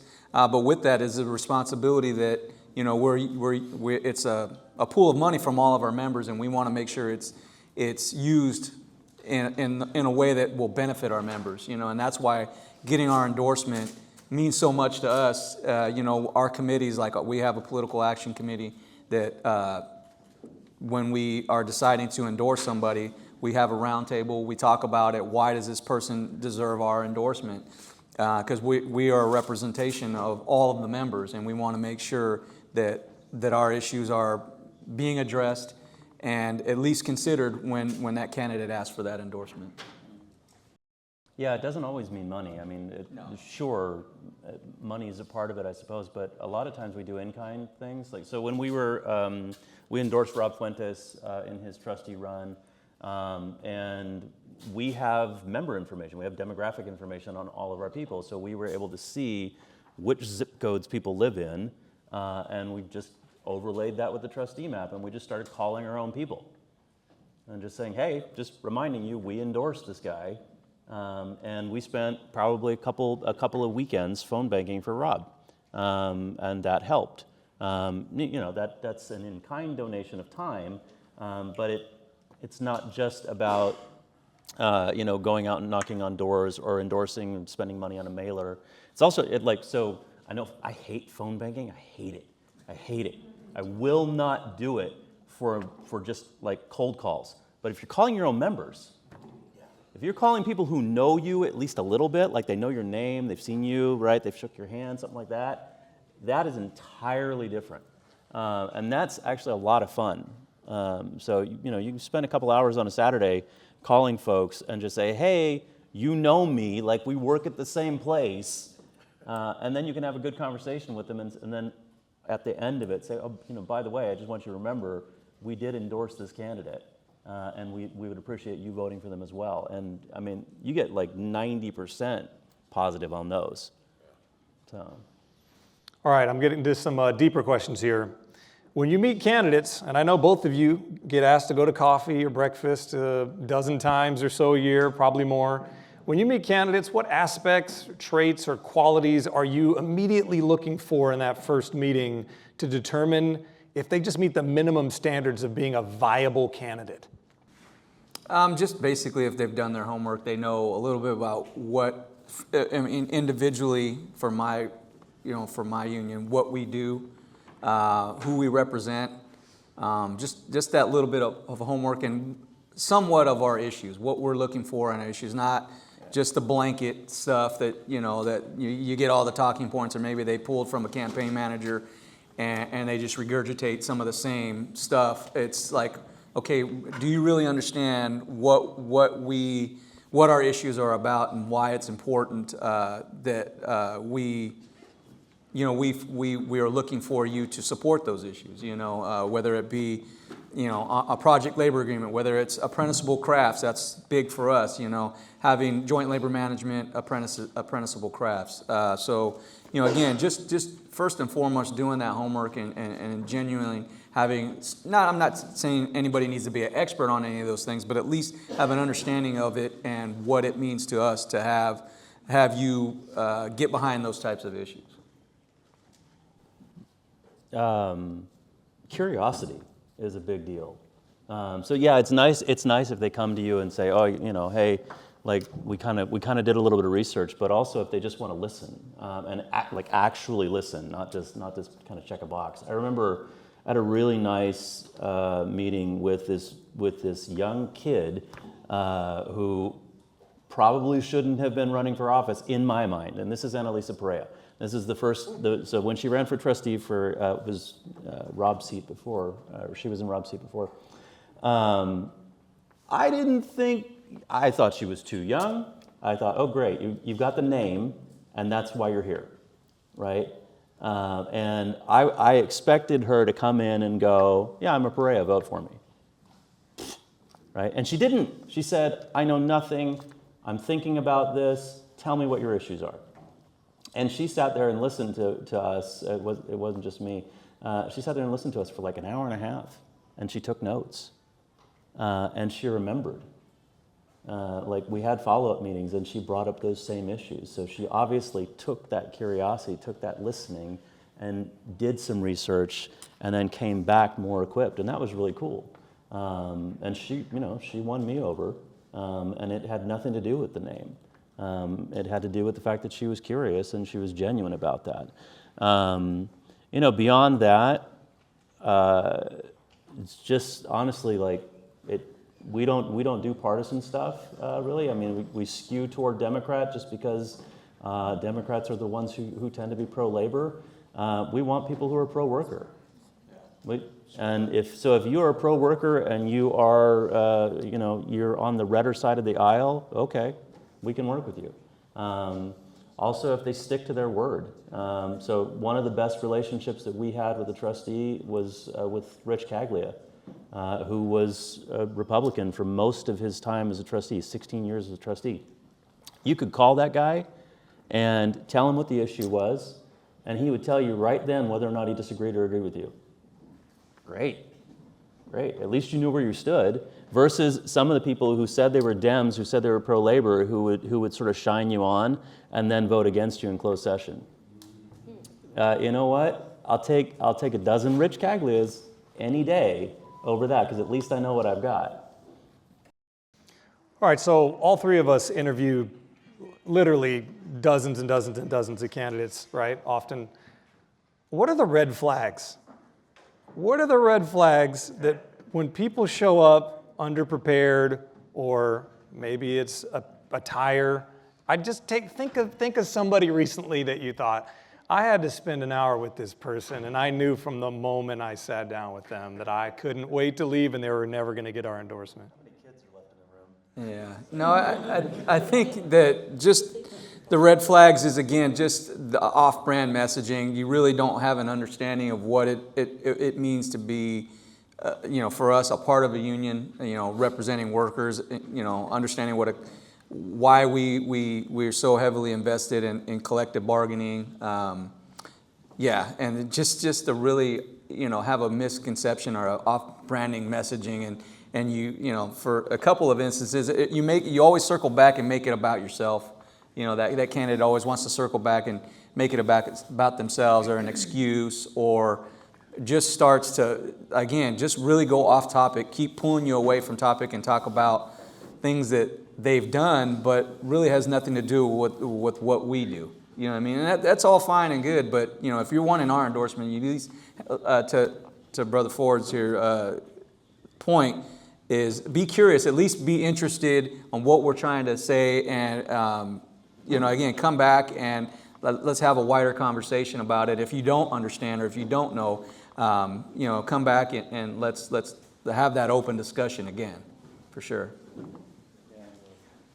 All of that, and then I think that some of the interviews that we've done that have gone like really, really badly so the people that come in unprepared, or the people who come in and go, hey, let me tell you what you need, right? It's some iteration of that, and then they just talk about themselves, and it's like I don't really give a shit who you are. I don't. I care about what you're going to do for us, our constituents, and we've gotten, I think, as a labor council, we've gotten a lot less apologetic about that and just go, look, you know, we're a big power block. We care about our workers. We care about the people of these 4 counties. Do you? And if you can't demonstrate that, then you need to not be here. And there are a few people that do that. They walk in like we owe them their endorsement, and that's a really huge turnoff. Nobody. So everybody in this room who wants to be a candidate, everybody that wants to be a candidate or wants to endorse somebody, you all have the right to do that. You all deserve to do that. You all belong in these spaces, absolutely, particularly if you are black and brown, particularly if you're a woman. By God, you deserve to and belong in these spaces, okay? But if you walk in like it's owed to you, get the hell out. You're not owed any of it. You belong. You deserve it. Absolutely. You are not owed. Right? Beyond that, I mean, just some like basics, right? So just walk in and shake everybody's hand. Smile at people. Take off your goddamn hat. You know? Like, you know, you got to understand that people, like especially if you're in a wide group of people, so the like our endorsements are, you know, 15, 20 people sometimes around the table. You got to make a good impression on all of them. You know, so be personable, smile, shake their hand. Come in upbeat, don't come in tired. Right? I mean, so we had a guy a couple years ago. He interviewed with us during Ramadan. He was fasting. And you could not tell. Like at the end of it, he finally said, he relaxed and he was like, how'd I do? I haven't eaten, and this was in the afternoon. It's like, I haven't eaten since 5 this morning. How did I do? We're like, you did really well, man. So, you know, bring that energy. And it mattered. And like that person, you know, that person ended up getting a positive endorsement from us. Because they brought something and they were willing to kind of suffer through that personal hardship, right? Yeah, that was impressive. All right, we have probably time for 2 questions before the food is fully rolled out. I'll do 3 since I saw 3. What are your internal strategies for after you endorse a candidate and keeping solidarity with folks who perceive that as a political action that maybe they don't identify with? Yeah, internal strategies? Well, as far as like pushing that endorsement out or keeping unity? Yeah, I mean, we will consistently underscore why we endorsed that candidate and hit the main talking points. You know what I mean? Again, with the climate that's out there, with a lot of political divide, you know, everybody's looking for that D or that R, you know, sometimes. Within our membership, I can speak to that especially, but we try to stay away from that kind of messaging, and we want to speak to our members about the tangible reasons why we endorse somebody and what the benefit will be moving forward if this person does gain office. You know, how it will affect you as the member in what we do. You know what I mean? And just really hammer home that kind of messaging. And I think it goes a long way, you know, because in the end, it's about, you know, for us, it's about employment. It's about making sure we continually get those man hours that work, you know, or are able to support other people in getting into membership, things of that nature. I think that's what we try to hammer home. We put out constantly in our newsletter. We constantly are looking for support, and when we support a candidate, going out, boots on the ground, doing phone banking, whatever we need to do. Again, that's kind of how we follow with a candidate and just kind of stay plugged in with them and keep talking to our members about that member-to-member outreach. That's big for us, phone calling, just specifically our membership, and because they do know us. You know, I mean, I know a vast majority of our members because, you know, of just being the president of my local, you know, being involved with my local so much that they know my name, if not my face, or met me personally. So when I do make that phone call, when I do speak about a candidate, I think it goes a little bit long way, or a little bit of weight with them, and kind of get the narrative of like, we're just not endorsing just to endorse. We're endorsing for a specific reason. Really quick. The hat comment was not directed at my Sikh brothers and sisters. Okay.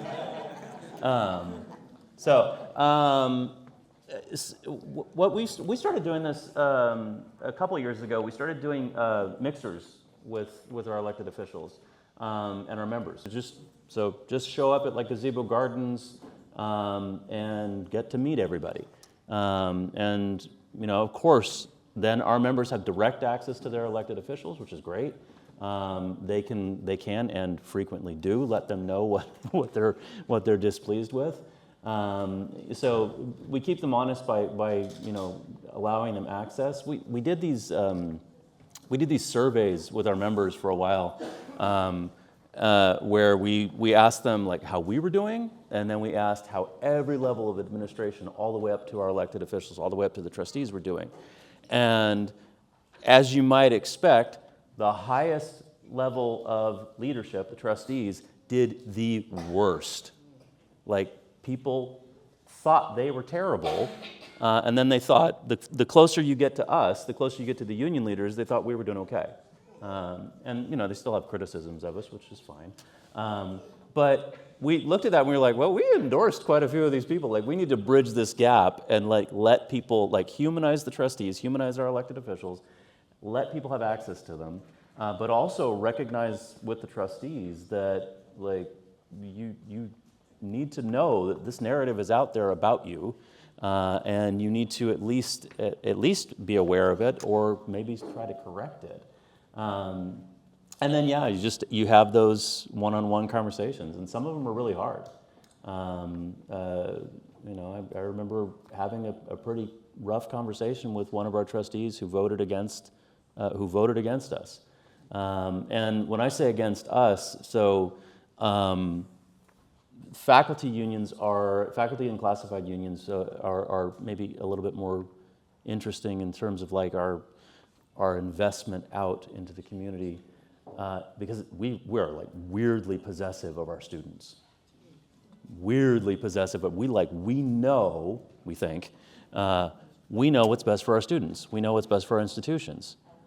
Right? And just like the trades know what's best for their workers, because their workers are telling them. We're in the classroom all the time, so we know what's best for our students. And so oftentimes, we get really upset if the trustees vote against what we think is the students' best interest too. And so we have those conversations. And sometimes those conversations go well, where you go, hey, you're gonna have to do some damage control. You really shit the bed. You're gonna have to do some damage control. Sometimes they don't. And then when they get to re-endorsement, you bring that to your members and you say, well, here's how they voted on X, Y, and Z things that went in our favor and supported our students and supported our faculty. Here's where they voted A, B, and C against us, or didn't hold the line in a way that we think we did. What do you want to do? Do we re-endorse them? And we have those honest conversations with the candidates too. Like, you're at 50-50 right now. That's going to be a coin flip. We'll see. I want to give a shout out to our two union brothers and sisters here. Well, Keith and John Henry. Thank you very much, guys. Everybody take care.